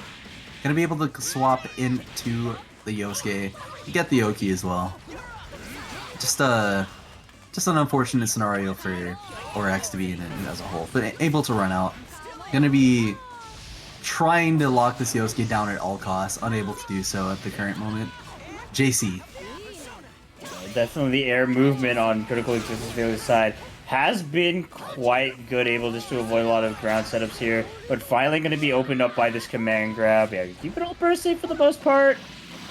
Yeah, Critical Existence Failure opting to take all this damage on the Yosuke. What's that? Things consider. Sets up the Hamo, trying to bait out a super though, and a nice second on the throw. Yeah, just some good defense on Critical Existence Failure side, but tried to anti-air out, didn't work, but the chair got your back. Tried to bait the anti-air, tried to, get something to happen there. I like the active swap. He wasn't confident in punishing the V-slash, so he was using the facing right there to get a better punish, or at least lock him down, which was definitely a competent throw. I'm not really sure why he did that, but it's okay because did not get punished for it. Gonna be able to block low here. Push blocking away.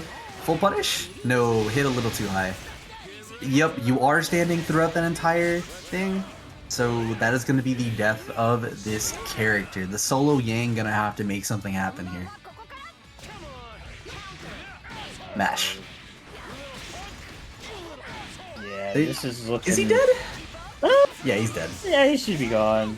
Yeah, this is so far definitely a kind of a turnaround here from the first set they had. This is definitely distinctly in Critical Existence Failure's favor. Up 2 games just like that, taking them quite swiftly, quite strongly against Orax.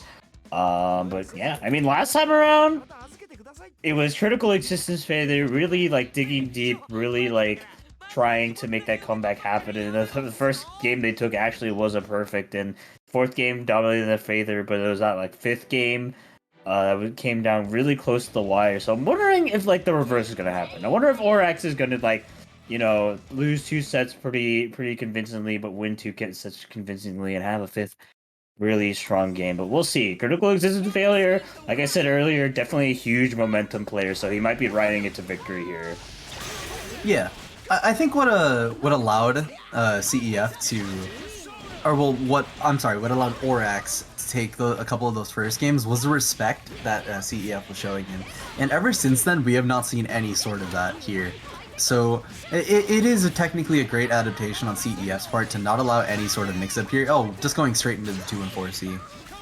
gonna be able to. Ooh, another just frame. You love to see it. Just showing his mastery of kanji here and now. Almost as much of a mastery as Oryx is showing with this routing here. Trying to avoid the command grab as much as possible. Not going to be getting too much mix off of it. Push blocking as much as possible. Getting hit there. Teching in. Showing that he's not willing to get hit by any of these resets here. Does not want to deal with any of the BS that CDF's going to try and throw his way. Did not whiff punish the run, but we are going to get counter hit by the pressure reset. Yeah, Bliss won't be dead. We'll be popping an Awakening, but unfortunately, Oryx not ready for the JC and not ready to burst out at all, so not going to be able to play around with that. Critical Existence failure once again on a Terror. We'll be putting Yang into Resonance, which is a bit unideal, but went for the air unblockable DP, and just like that, Critical Existence failure taking a 3-0 sweep against Oryx. Gonna be getting his victory in the run back. And moving on to losers finals. Yeah. Yeah, I mean, if there was any way to go out tonight, it was by one of the people that you eliminated initially. Really just shows that both of these players are on a similar level in terms of how they go about approaching the match, and it really just accentuates how great Oryx performed tonight. Shoutouts to Oryx, placing 4th place after not coming for a long time. Thank you for showing out, as well as all of the other people for coming around to the bracket tonight. And all 36 of you currently watching at the current moment. You guys are all great, and hopefully you'll be able to enjoy the rest of the matches tonight as we move on to winners finals with Chop versus Soro, a classic matchup. How you feeling about this one? I am definitely interesting to see how this one plays out. In the past, I really want to say that Chop Suey has that edge over Yosuro, but Yosuro does have a tendency to make it, at least put up a good, decent fight.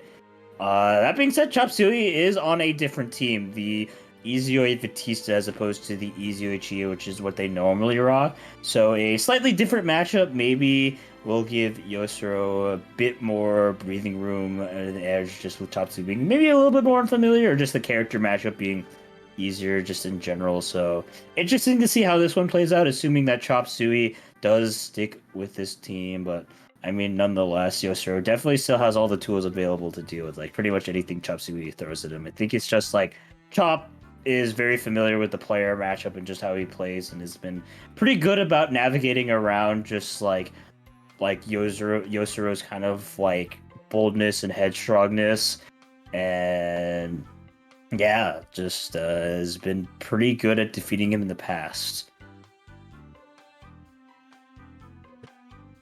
Couldn't have said it better myself. That was definitely an apt description of how that matchup usually goes. Both of these players are, like we said earlier, familiar with one another. And that's what I really like about a lot of these matches, is that a lot of the players are usually seeing each other a lot in the bracket. And when that happens, they develop a dynamic with one another that speaks to them. Like last set, there was a lot of scrambles that Sora was trying to figure out how to get around. This set could be completely different. Maybe it's one-sided in Chop's favor. Maybe Sora is able to navigate the neutral and make it a lot more of a fighting chance. We'll see here. And that's the thing I love about these kind of sets, and I really do appreciate both the players for knowing each other just as well as they do. Working together. Yep. Reminds me of the old days. Almost as much as I appreciate the Abandoned Temple stage, always nice to see a net play stage. Oh, what an answer! Already recognizing the situation, and almost getting a punish on that. Getting an even bigger punish on both of these characters here. Gonna be able to get the Ender into a safe jump here. Good burst to deal with any sort of mix-up. Really good reactions on Yusoro's part as a whole to move around how Chop is playing the game. Good DP. Just gonna have to hold the mix here, is what I would have said if he did not DP here. Ooh, unfortunately getting clipped overhead there. Gonna be allowing Yosuro to get in the corner. Yeah, spend the cash, making sure you get the Good, nice Oki. Ooh, playing it very patiently, but no buttons, no DPs, anything like that. And just going to be countering back with that laser with a laser of his own. Yeah, this is looking like Yosuro favorite right now. Yeah, no, he is playing to his character's abilities right now, able to use all of his tools exactly how he should be, but he is not using the down button on his controller. The down back is your best friend, maybe not against Izuyoi specifically, but it is against situations like these. We are going to be getting a decent enough combo here. Tried to anti-air Izuyoi with the DP.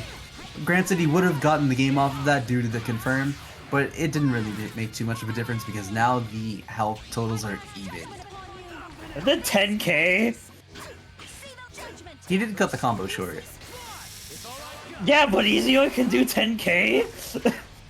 A little too early on the Zio.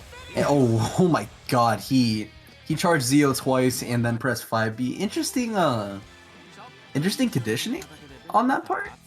I don't think I've ever seen someone throw 2 EX Zios and then continue to pressure afterwards. Especially considering disjointment doesn't always last forever. Especially at that spacing, but recognizing his, knowing his character relatively well, and Soro able to navigate the neutral shockingly well against Chop here. Yeah, I mean, you know, here a couple slip-ups here and there. That Izuyoi was definitely kind of mounting quite the sizable comeback. And I mean, you know, Yosuro gotta be careful because even like Chop's Izuyoi, definitely one of the best I've seen. Forced to be reckoned with even with solo. So maybe showing a little bit more respect can help him out there. But maybe that's just not his. It's not maybe not his style. It's definitely not his style. Yeah, 2000%. And almost as much is getting hit by that burst. Definitely not a situation you want to deal with here, but not really taking too much damage for it. Just going to be playing it safe for the most part. Active swapping to deal with the potential jump in. Yeah, I got a punish on that. Was a little too close to get that Azio. Gonna be getting his Oki here. Not too much damage still, thankfully. So DPing a lot, like Soro usually likes to do, is not always the worst option. Yeah, especially like that when you're able to control the space so easily. Yeah, gonna be calling the CC in order to save the Adachi from taking too much damage. Trying to contest the VAT in the neutral here and make her stop throwing things, or at the very least, respect her. But I think it's not really panning out too well because the health differences are so vast right now. Yeah, just gonna burst out, let the Adachi take the hit, and that's gonna be a dead character. Yeah, definitely feel like Narukami is the stronger Resonance character, especially with level 4. Can build up quite a bit of chip. But I mean, look, gotta go block the Izuyoi mix. Actually, gonna be backing off surprisingly. Yeah, it was an interesting choice on his part, but it looks like it's working out because we are gonna get the neutral straight hit. And if you're not able to, just mashing. Wow. Okay, push blocking away. Interesting burst point for Chop there. Just gonna be taking the damage on the VAT. Didn't want to let the Iza do anything. She does have a lot of red health, so it does make sense. What didn't make sense was that JE whiffing. Did it a little too early, I suppose. Just running under him, gonna get the sandwich. Okay. I recognize that he had enough health to play around with here. But yeah, the health is suddenly down to 0, and that's gonna be a dead character. We were able to execute the mission. Yep. Okay, so compared to that first game, Chop is playing a little less reserved. Yeah, he's still like traversing the screen, and that's obviously what both of these characters like to do. But he's not sitting in the same spots that he was sitting in that first game to get caught out by the beams that Adachi was throwing out, which I do think are a lot more important in this matchup, because if you're not able to control the screen with a jump J236 on Izuyoi's part, I feel like it is much more difficult for her to play the neutral, because her movement on the ground is a lot more neutered than other characters, and Yusoro is going to have to take much more advantage of that as he goes on, already doing so here.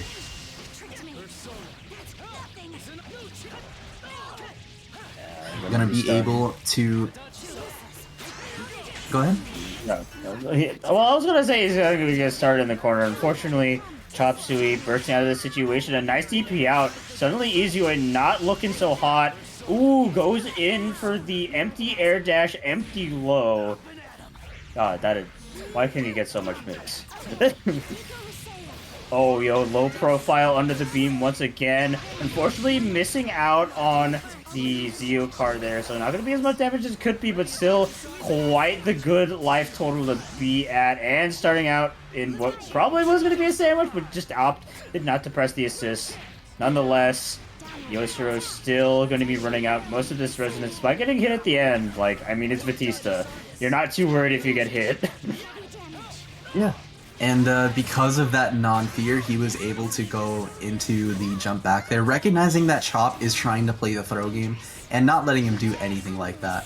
Whiffing the 2A and able to block afterwards.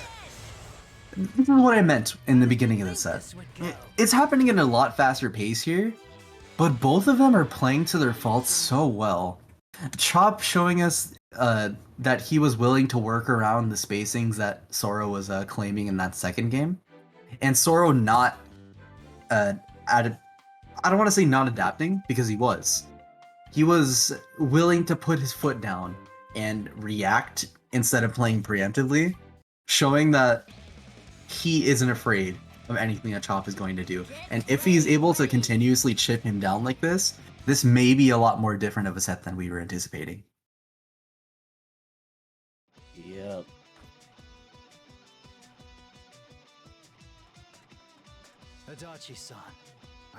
Either way, we're going to be moving on to this next round. Same characters, same stage, same scenario, as you always love to see.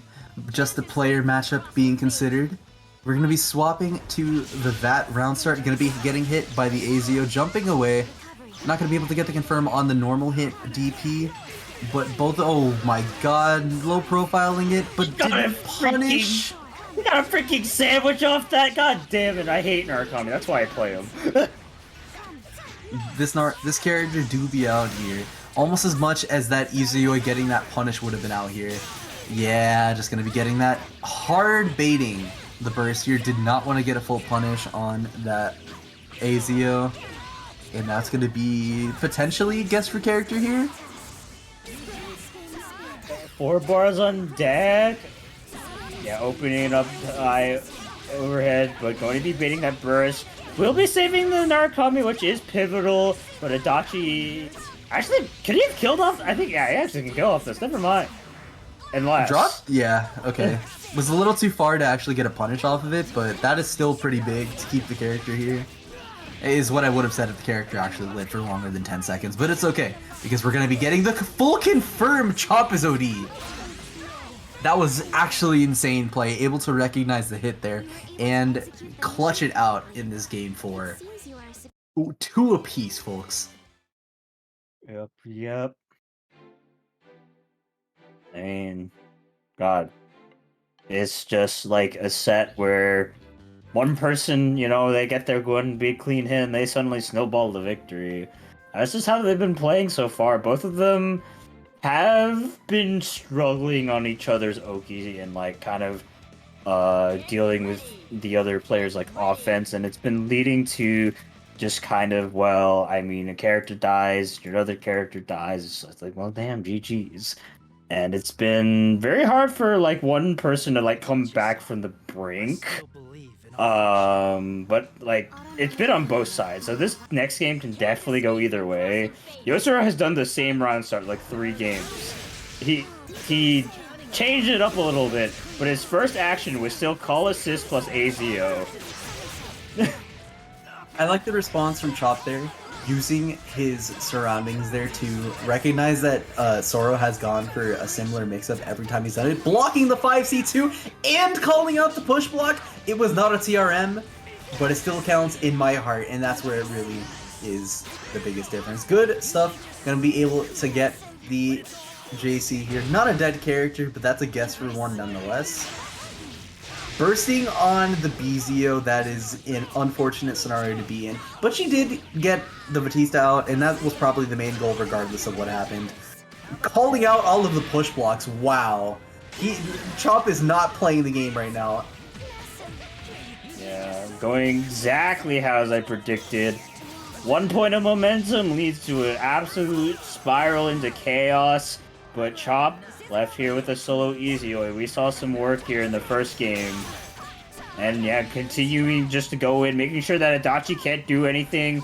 Somehow got into that corner, I'm not sure.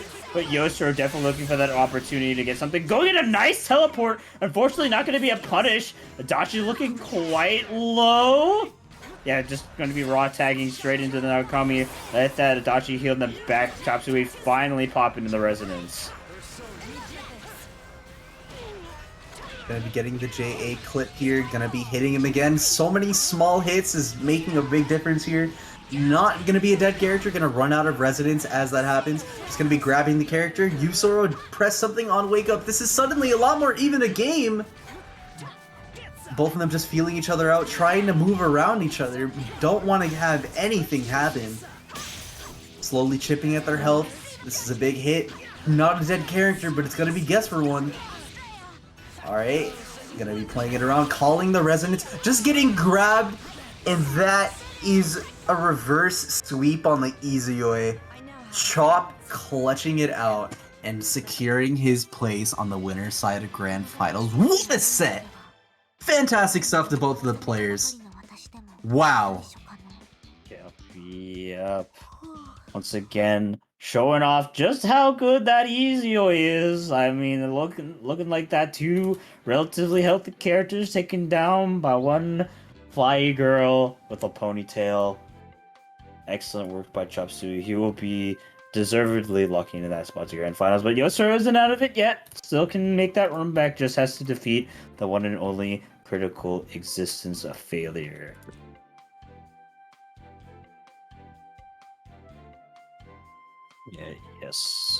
Yes, we are wrapping up here for the night. Top 3 locked in: Chopsui, Yosuro, and critical existence failure. These two, PC tag veterans, two people that have definitely fought quite a bit in the past. But as of recently, definitely Yosuro, who has been on a roll, has definitely I feel like had gotten the better end of this matchup for sure. But critical existence failure, always an unpredictable player as always, so can't count him out, especially with how he's been playing tonight. So we shall see how this one plays out as always. Yes, sir, and before we do that, we are going to be reminding you once again about the Matcherino. It is right there to the right of your stream chat, and there are many ways you could invest in it. We are currently at a prize pool of $31, which is $3.75. I misspoke, but it's okay, because the people that aren't misspeaking are the direct contributors, such as Joseph over here with the $23. Thanks so much for your contribution. We really do appreciate it around here. And if you want to be just like Joseph, you can go to the Twitch quests for Cryptic Hints and Prolific Gaming, or you could even go to the marketplace if you feel so inclined to get that donation, and get as many mangas as you could possibly adore. The Yakuza's Guide to Babysitting, Loner Life in Another World, Welcome to the Outcast Restaurant, and Shed That Skin, Ryugasaki-san, and so many more. All of these mangas are here for you to purchase for $9 a pop, $4 to the prize pool, and every single cent will be appreciated towards the players. Thanks so much for all of you tuning in so far. I really do appreciate all 36 of you still here, and for everyone that has done the Matcherino. Claim their code. Still 18 left if you will feel so inclined to do so. And you'll get your dessert if you do, so I would appreciate it. And that'll be all. Thanks so much. Yep. Make sure you guys use those Matcherino codes. God, let me sneeze, please. I hate that feeling. I feel you. That's terrible. Take your time. Go ahead. Unfortunately, it's subsided. Yeah. God, I have been dealing with this problem for weeks. Anyways, thank you to everyone that's used those Matcherino codes. We have 18 codes left, so use them. Anyways, BB tag. The BB tag. bursting on burst save combos, that is definitely the BB tag. Good recognition to go into the combo there to get the... Ooh, wow, getting the Buzzy from that far, interesting stuff. Gonna be able to go into the super and, oh, get clipped. It do be like that. And we're gonna be going right back into the Yosuke, getting clipped by the pressure reset. You're gonna be getting this pressure ender as well. Good stuff so far. TRM attempted, but this Oki is really smothering Soro so far. Yeah, I mean, look, messy guesses. What side is the Yosuke going to be on? I don't know. Does he know? Absolutely not. I don't think even the Yosuke player knows. Oh my god, I didn't know that they hit like that. Why did that happen? Oh my god. You Narukami. You Narukami. You Narukami. I'm surprised he didn't go for another route to try and kill the Yosuke, but I guess it worked out in the grand scheme of things because we are going to be reversing the roles and forcing CEF to play on the back foot as his health slowly diminishes alongside the Narakamis and Adashis.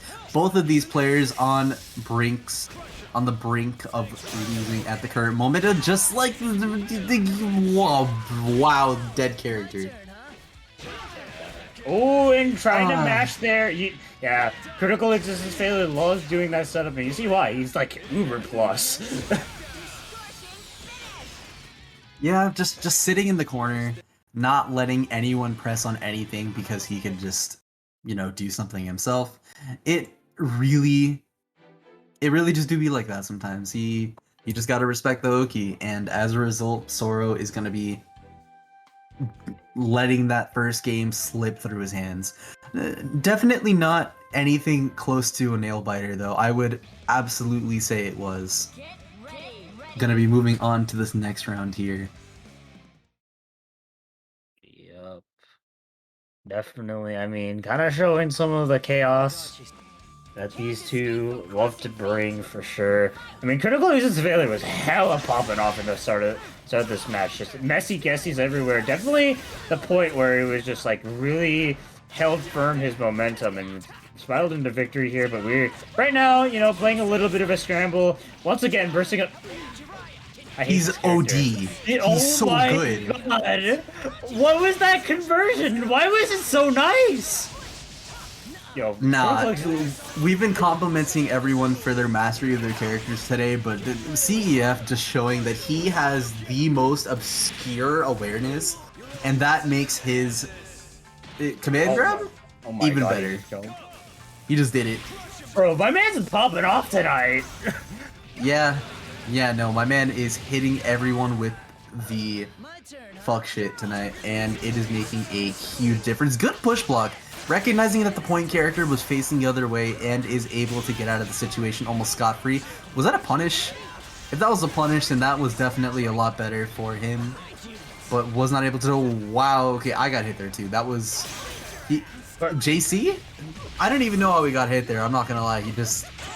Things happen. Oh my god! Bro. Yosero was hoeing this man. Actual horror. Is this what he got? Oh, what? Oh, come on! He was right! Didn't go into super, was not able to continue the momentum, unfortunately. But it really doesn't matter when you're just gonna swing! He just swung and pressed 5A! Okay, yes, please, we're swinging back though. Kill him! I need this man dead! No way! He got away with all that! Oh my god, okay. Mickey, oh that game was fantastic on both players. No, don't give him credit. Don't give him the credit. That was Adachi. That was freaking Adachi. Okay, fine. That was a freaking Adachi. Look, Yoster is kind of nice at the game. I can't give him that. A lot of the things that happen were like, oh yeah, you know, any other character, oh, they die. Adachi, why is he so broken? I hate him. Why? Adachi definitely do be out here, just completely playing uninteractive with the other person. Oh, okay. Yo! Yo, using the 2B late in order to anti-air through. He's been trying to do that all night, but this is the first time it's really worked out for him. Was able to get that to his advantage here. Anti-airing and getting the full counter and confirm! Dead character! Well, this game is looking dominantly in CEF's favor right now. Well, the first two did as well. At least you had the Adachi to help him out with that. But here? Yeah, able to bait the burst. It doesn't really matter too much because the health values are so far in his favor. But it's still, yeah, gonna give him the setup into the resonance here. Gonna be able to call out the jump. Not gonna get too much damage? Guess for character, but still. Second chance at life. Okay, that counter hit. Can he? No, he's too far. No. He can't confirm off that. It's Resonance version 2. That's true. Yeah, that's true. Okay. Just gonna be throwing out some AZOs, taking as much screen as possible, hitting the Yosuke! Was not able to kill off of it. Tried to punish here. Has to hold the plus frames, but we're just gonna get hit by the 5C, and that's gonna be a dead Adachi 3-0 for CEF. Exact antithesis to what you were predicting would happen in the beginning of the set. Yes, like I said, critical existence failure, a very chaotic man, very unpredictable, and just using some of that chaos to his advantage, definitely taking Yosuro off guard multiple times. Same can be said for Yosuro, definitely still put up a fight here, especially with that solo Adachi, making some unreasonable situations look a little bit more reasonable. Yep, that was the game of all time. The most game. The most video game. But it's okay, because as we come to a close in the end of the night, we're going to be coming to the climax of both the winner's side and the loser's side, with CEF and Chop in this final round here. Chop on the winner's side, CEF on the loser's side. It do be that way. How are you feeling about this one, Lon? You know, critical existence failure, week in and week out, always impressive. It totally wasn't selling for time to figure out a word there. So, you know, going in, I definitely feel like he's got a strong chance, but the Izoi Batista has definitely been popping off all night. The Izoi on Chop Suey's side, always such a humongous threat. So we'll see if CF can deal with it. For that, I'm going to do a quick reminder. It's your last chance to contribute to the match arena. Won't do the full shill, but make sure you guys use those codes before the end of the night. We got 17 of them left. Almost there, but we need 17 people. Just do them if you haven't already. Big shout outs if you do. But yeah, we'll get on to our grand finals. Chop Suey versus CEF. So, we know Chop pretty well for being really dominant in terms of neutral. Get ready. I don't know how that interacts with CEF, because he likes moving around in an erratic way. It's so sporadic that I don't think the angles that Izui can cover make too much of a difference in terms of stopping Yosuke on his game plan. But considering how Chop has been playing so far, and how CEF has been as well, anti-airing the assists, being able to call him out with his own, stopping Batista on his own game plan, trying to reset, good blocks on Chop's part, but we're going to be forced into the sandwich situation, and that is potentially not a dead character, just going to swap out here. And, you know, relatively speaking, Chop Suey has been doing pretty good so far about quelling stuff. I am so surprised it hit. Oh, yeah, set up the sandwich, actually, and able to get a conversion. Critical existence failure. Actually finding that 1 point of momentum. Yeah, doing a delayed neutral tech there, able to get out of the situation. I don't know what's going on. There are a lot of scrambles. Oh my god. Oh my god. Yeah, lots of things going on here, but similarly, it can be comparatively simple, almost as simple as a bad swap occurring there. You know, fixing it right after, not doing too much off it, mashing. Yeah. Did he? Why? Yeah. That stays out even if you active swap. You can't jump out, buddy. Oh wow, Ooh. nice whip punish on Chop's part, recognizing that the spacing was wrong. Command Command reach. grab. Oh wow, still got hit. Too far? No, okay, cool. Death. My. Alright, just gonna be forced into the sandwich situation. An unfortunate scenario to be in. Did not get the confirm, but it doesn't matter because we're gonna be pressing the 5-frame reversal. Knee. Out of hit stun. And this could potentially spell death for... Yosuke? Yeah! He's It dead. spelled death for Yosuke. Definitely. That was Look. anticlimactic. It was objectively speaking, someone was going to die. And, yeah, if you take too many hits, you will definitely die, and that is exactly what Chop did to CEF there. Yeah. Dead character. Moving on to this next game. I think... How do I want to go about analyzing that? Because on one hand, CEF was doing a good job of calling out the assists and using his own to counter poke, but at the same time, his defense was... He just did not hold the down back button a lot of the time. And that definitely did cost him a lot of health. Almost as much health as he just lost on both of those characters right now. Tried to DP out and go straight into the 6P. Gonna... Nice movement there to go under. Oh, recognizing that the moonsault was gonna whiff, so going for V-slash almost immediately. Yeah, going for the cross up here. Did not get the full confirm. Just gonna swap to the kanji here. Even if he does get hit, not gonna matter too much. Gonna be pressing super, gonna be getting hit.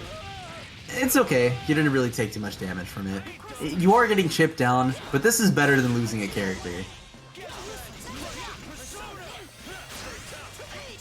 Almost as good as Chop's blocks here. Gonna be able to escape the situation relatively unscathed. Tried to contest the V-slash, not gonna be able to do so. Just gonna get the ender here on the air-to-air. Calling the assist to try and punish, but press 236 to get anything here. Tried to active swap out of the easy UI, but was futile in the grand scheme of things against the Lord and Savior we know as Moonsault. Oh, that missed. I wonder if that was intentional or not, but either way, getting a relatively safe swap into the kanji, but still calling out this Yosuke. Oh, that was a very sneaky cross up there with the leapfrog chair. Actually going to be silly out of killing the Batista. As we saw in the Yusoro set, though, that's definitely not a hindrance. That is the one thing that Chop definitely wants to look for. A little too far to go for the 4A pickup there, but is going to be able to get away from that situation alive. Tried to anti-air, but projectiles. All the characters on the... Oh my god, he anti-aired easy away and got the full confirm. CEF absolutely feeling himself right now. Getting the confirm into the 5A Magaru dying. Game 2 going to CEF. Not out just yet. Yep, I mean, he's feeling himself all night, but his anti-airs... You know, it's hard to anti-air Izio just with how much air movement she has, but like... Duragla's Disrespect, I think, has been relatively on point with just calling them out. Just really, like, using those 2Bs at the most perfect times to prevent jump-ins from being as scary as they could be. Catching them on top, just, yeah, it's been really good. And while these games are close, it's clear that Critical is a failure at least has a little bit better grasp on the matchup. Well... Yeah, it is what I would have said, but getting hit in a situation like that is a little unfortunate. Not getting the full confirm, gonna be dropping by actually cutting it short. Oh wow, the anti-air lost? That's so unfortunate. Almost as unfortunate as getting deep heat out of your setup there. Recognizing that you should not be getting hit there, and as a result getting out of the situation. Not going to be able to get out of pressing JC there though. This kanji is going to be forced into the corner and hold this mix. He's going to be holding a lot less scary mix because he was able to actually hit out the Batista in time, but still, critical resistance failure really struggling to open up Chop Suey right now. All the health that's been lost has just been through scramble scenarios. It's been really hard for them to get like really solid hit in, and it's continuing to look really rough here. It's just moonsaulting, D-slashing everywhere, just trying desperately to find something, but Chop Suey is not letting up. His anti-air is so slow that he did it a tiny bit too late, and he was able to block in time. That is the most unfortunate thing I've ever seen. Almost as you know, it's okay. He's a kanji player though, so he's resetting people. The regular ass grab too. Yup. 5C baby. 5C. Hit him with the ICU hater. DPing to get the grappler away from you. Finally working. Gonna get a better combo off of this as well. Gonna carry him all the way to the corner. Not letting him get the reset here. Infinite? No. Kanji things. Just gonna be going for the safe jump here after not teching whatsoever. DPing out, recognizing the situation was not legitimate. Plus frames. I'm gonna be pressing the 5A button. Go ahead.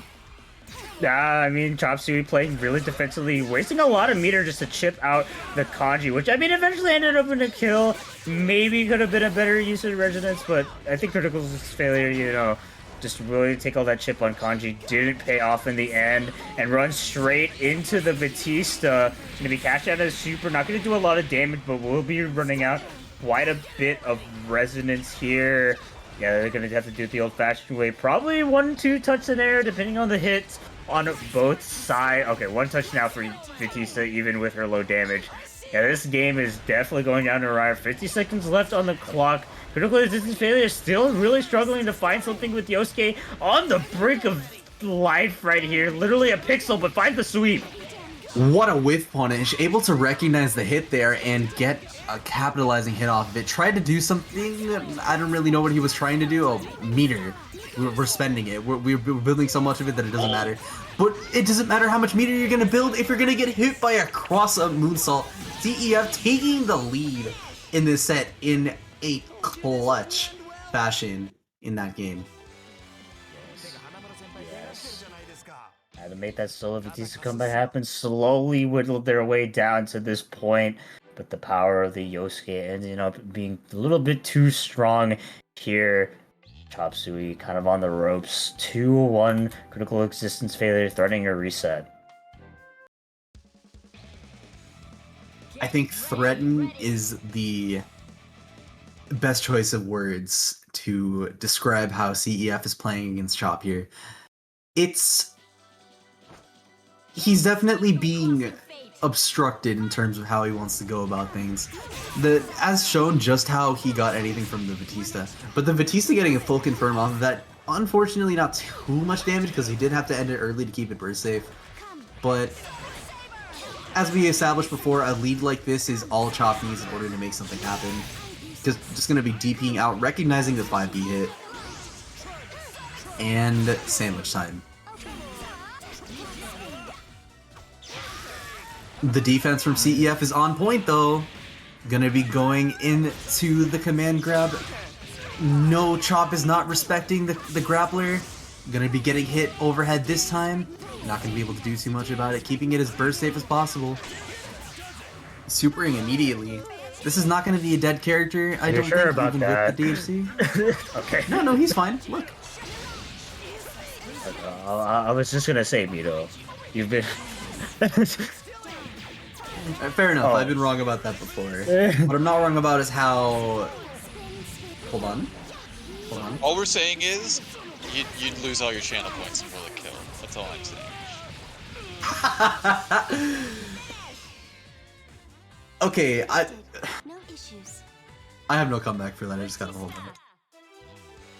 You were right. You got, I don't know how many points you bet on the Will It Kill, but you certainly won that one. That being said, Chop Suey firing back here with a relatively strong game here. Definitely not deterred by how clutch and how close that last game was, and now threatening just to take the entire tournament for himself. Can go either way.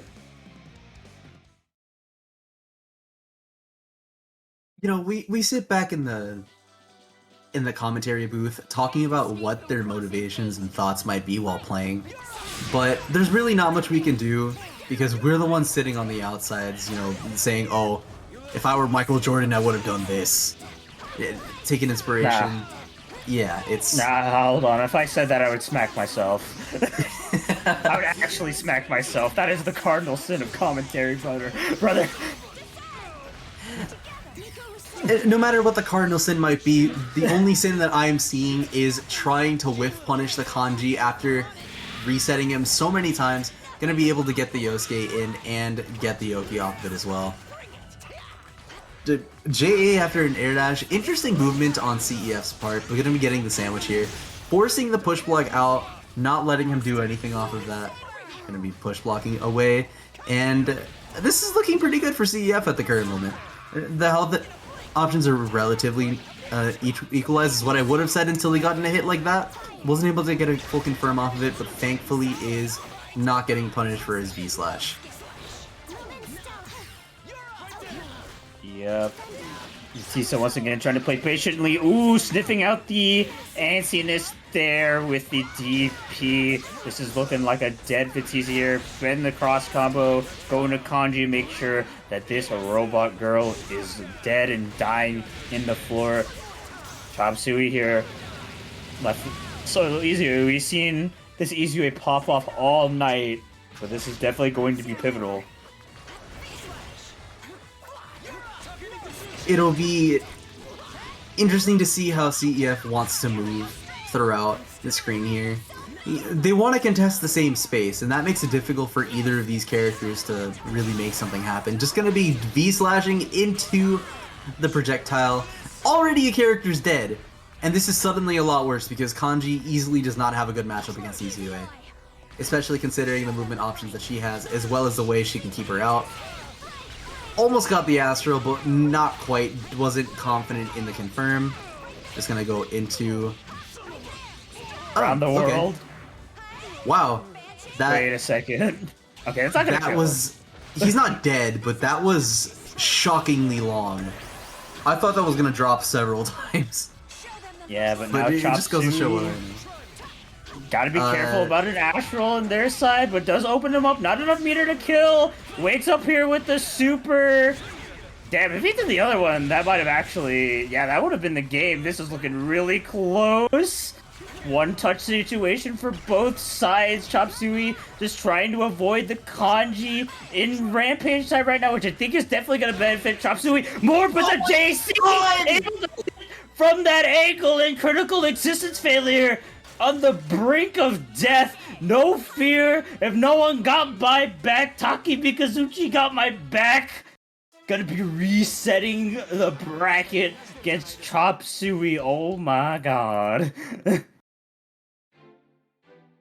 Damn, you spoke some real shit right there. Can we get an amen for that JC though? God damn!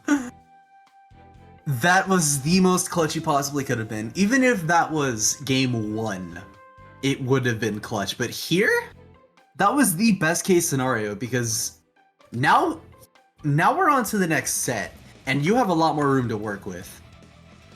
It's looking like Chop was a little deterred by that because he was sticking to the VAT the entire tourney, and now suddenly he's on the Chie. I think he wants to clutch out this one just a tiny bit, wouldn't you say? Yes. Swapping over to the main squeeze team. No more Batiste here, but critical existence failure. Not to be understated, definitely popping off, and I'm popping off with the Abara. That is minus, so actually a decent place to mash. Bait the counter, baits the second counter, but not quite able to punish both. That's still crossed up. That took like 6 years to move, and it's still crossed up. But It's okay because we're trying to cross up of our own, just playing around the movement here, locking down the opponent as long as possible. Gonna be getting the confirm here into the corner. Not too much damage, but that's gonna be a potentially dead kanji if a hit comes out here. Is not the case, but we are gonna get a, excuse me, counter hit confirm. Oh, I don't know what was going on with that ender there. Oh, punishes the V-slash, and that's a dead character. Chop looking a lot better this game already.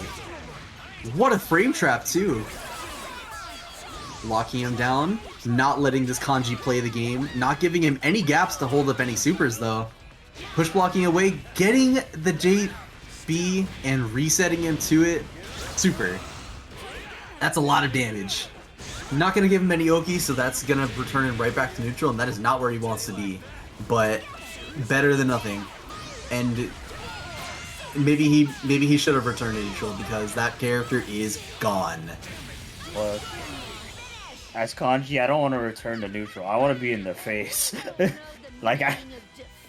Man, I mean, to be fair, it's, you know, Chie, 4 meters on deck, you're going to die if you get hit. That's as simple as that. But yeah, the Chie Easyoi swap to the main squeeze. Not only is the character's, like, comfort, like, clearly there, I think the matchup definitely, you know, a bit better with Chie JC period. I mean, it's gonna definitely help you against a lot of the approaches coming out from critical existence failure. So much good space control. It's definitely gonna be hurting, and you know, just access some more damage to end the matches faster. Really punish critical existence failure for being more aggressive. It's definitely gonna be harder for CEF. What else is difficult is that was to burst because that was so unfortunate on Chop's part. Tried to get out of the situation. Nice reaction on the 6B, not letting it come out, just gonna mash on it. Not able to get too much off of it because we are gonna get crossed up just as we did right there. Gonna be ending the combo. And no Oki because he is a little scared of the DP. Chop definitely likes to do that a lot. He likes moving around DPs that he can't safe jump and just force them to play a little more active. And active he is going to do because that is a dead character. Oh my god! He got hit by that. Death. I got hit! Frick. Yeah, I mean, yeah, we all got hit on B-roll. But damn, it really do be like that sometimes. And that's gonna be another solo kanji forced to make something happen here. Yes, and gets hit immediately there by the 5A. Chop Sui's Resonance is running out here. Critical Resistance Failure still has the full bar. Unfortunately, you know, JC had it back last time. Unfortunately, not this time. Won't be a kill. Maybe. Actually... Yeah, he's dead. Yeah. It was gonna be close for sure. 18k health plus that, but, you know, the optimization there on Chop Sui's side definitely eking out every bit of damage in order to bring victory here, and this is looking rough for critical existence failure. Yeah, no, just how he had the momentum within that first set, it is suddenly sapped from his body, and he is forced to make one hell of a comeback here, locked into the Yosuke kanji, no more Akihiko whatsoever. Granted, he wasn't really playing it throughout the last few sets, but you know, he at least had the choice to go back to it, but now he's definitely sticking to the team. Gonna have to rely on his comfort levels in order to make something happen here, and that is gonna potentially be his victory lap or his death. We're gonna have to see here, right here and now. Yep, and you know, took a good chunk of damage here in the start, but we'll be getting their momentum started here with that moonsault hit. A lot of damage. You're going to need a lot more than that. Just push block out of this situation. Trying to lock down this Easyoi desperately. Nice match into the situation, but wasn't ready to stabilize that combo. Yeah, it was a little too high up in the air for that third hit of the 4A auto combo to combo. Went back on the V slash. Still somehow confirmed. Despite being that high in recovery, Was able to block after the move. Oh wow, you mashed? Yo, You're a mad lad. I mean, Actual Mad Lad, insanity. Mad Lad, critical existence failure. That is definitely not. Wow. I mean, yeah, she does go pretty high. Me, get that Yeah. Chie out of here. Okay, so honestly, I feel like he would have preferred to kill the easy way, but I guess you don't really get any preferences here. Just gotta kill who you can kill. Just gonna end the combo and carry them all the way to the corner. Oh, okay, he's gonna go for the kill. Understandable is what I would have said if he did not drop it, and Chop is instantly mashing. Not blocking on wake up either, so dropping doesn't matter. We just taking these combos out here. Did not probably mean to press that 5C, but it's alright because we're gonna go into the resonance here. Gonna get clipped by the JV, but no confirm. C situation. Getting crossed up once again. CEF. Taking this game and not letting himself get knocked out just yet. Yep. Finally got their opportunity to get the chaos going against Chop Suey with a lot of mashes to like really. They were playing risky for sure, but the risk paid out in dividends. Was able to stop a lot of momentum just due to just their barre. And definitely, if you're down on your luck, and I mean, critical existence failure is someone who doesn't really back down from a fight. Even in some really crazy scenarios, he'll still mash out. So Chop Suey's got to be aware of that. But if not unable to adapt to it, it's going to be allowing critical existence failure to get out of a lot more situations. But the 6P coming out strong as always, catching the Yosuke, putting him in the corner, and giving him a taste of their own medicine, the 5C, baby! Like I said earlier, that's easily the best case scenario to get hit by. Like, you only take 3k, and all of the CC meter is gone. Oh, wow. Oh, wow. You really did that. That's almost a dead character on the Yosuke, but thankfully he's currently in the back, getting hit by the instant overhead once again. Gonna be carried all the way to the corner here, gonna be forced to take the mix-up.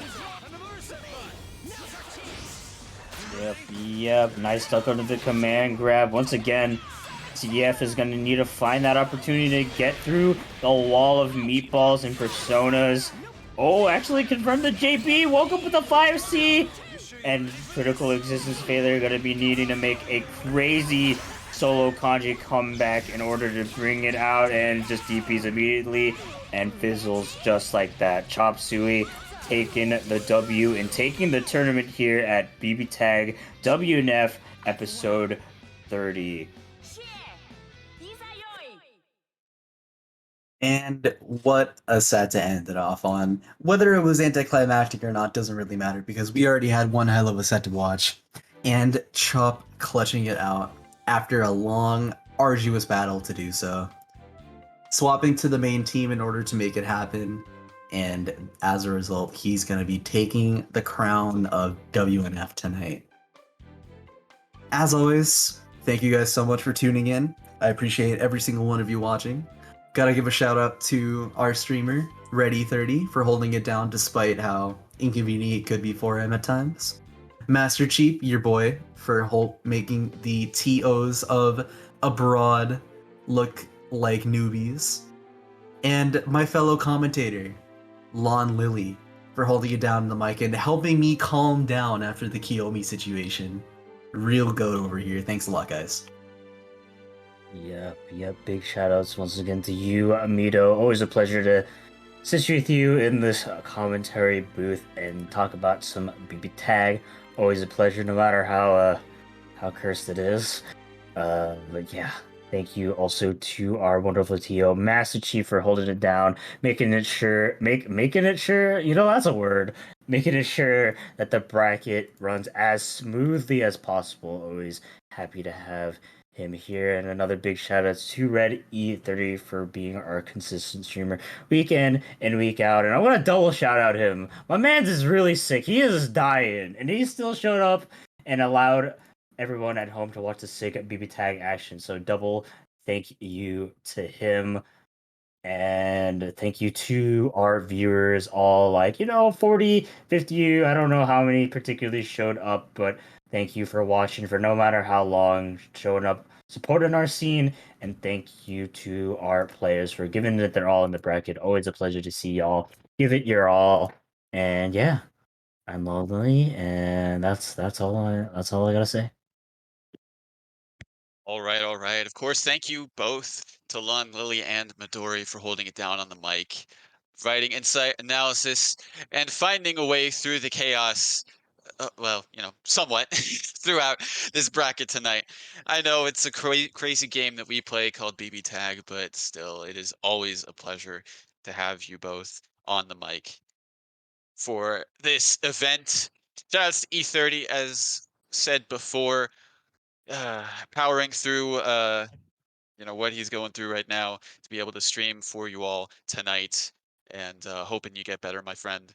And of course, grateful that you were able to step up this week, as you do every week, for WNF BBTAG. Thank you to the people who are tuning in, supporting the scene through the Matcherino and just viewership in general. Grateful for that support for the scene. If you haven't already, there are still codes left for the Matcherino, so please get those finished out if you can. Of course, thank you to the players putting in their best efforts tonight in making the bracket exciting, as always, and giving some good ass BB tag action for everybody. Let's see what else. Yeah, thank you very much to Chitin Books, having their works in the Matcherino Marketplace, giving a portion of the proceeds made there towards the bracket pot. Looking forward to more from them in the future as well. And also, last but certainly not least, big thank you to Level Up Productions for having the Wednesday Night Fights online edition be a way for us to have the locals experience. In-person locals for WNF, at the very least, are not available at this time. But until then, until they are available, we will keep things going, keep the flag flying, keep things running with some good ass BB tag action here for you all. It's been Master Chief, TO, bracket runner, and host for WNF BB Tag. Always a pleasure doing this for you all, and looking forward to the next time, which will be on PlayStation Network. So look forward to that. Until then, I've said my piece. I leave it over to you, E30. Take it away. All right, all right. Thanks again for tuning in, whether you participated or just stream. Always much appreciated doing this for you. A couple reminders as per usual. Twitch.tv/ICU here every Tuesday with a PS4 BB Tag tournament. So, I know you've enjoyed some of it, but if this is the first time you're hearing about it, every Tuesday, sign up, join the Discord over at twitch.tv/ICU. Sunbreakers, I believe they have some bi-weekly stuff. I'll have to ask them for the banner eventually, but for now, this is all we have. Just a reminder. And also, Cloud is back with an event, and it's going to be, I believe, 1st to 7, Wheezy versus Tomoe. It's been a while since they've done an event like this, so please show them some love. This, what is that, Friday? Yeah. Friday at 6 p.m. PST, so hope to see you all there as well. But I'm gonna call things a little short as per usual. I'm dying over here, I'll be completely honest. But thanks again everyone for tuning in. This has been WNF Online Edition BB Tag episode 30. As per usual, all good things has come to an end. So for now, stay safe, stay beautiful, drink your water, tell your friends and family you love them, but most importantly, shout outs to Bird Gang. The Bird Gang. Shout out to Bird Gang. Shout out to Bird Gang. Have a good night, y'all. Peace.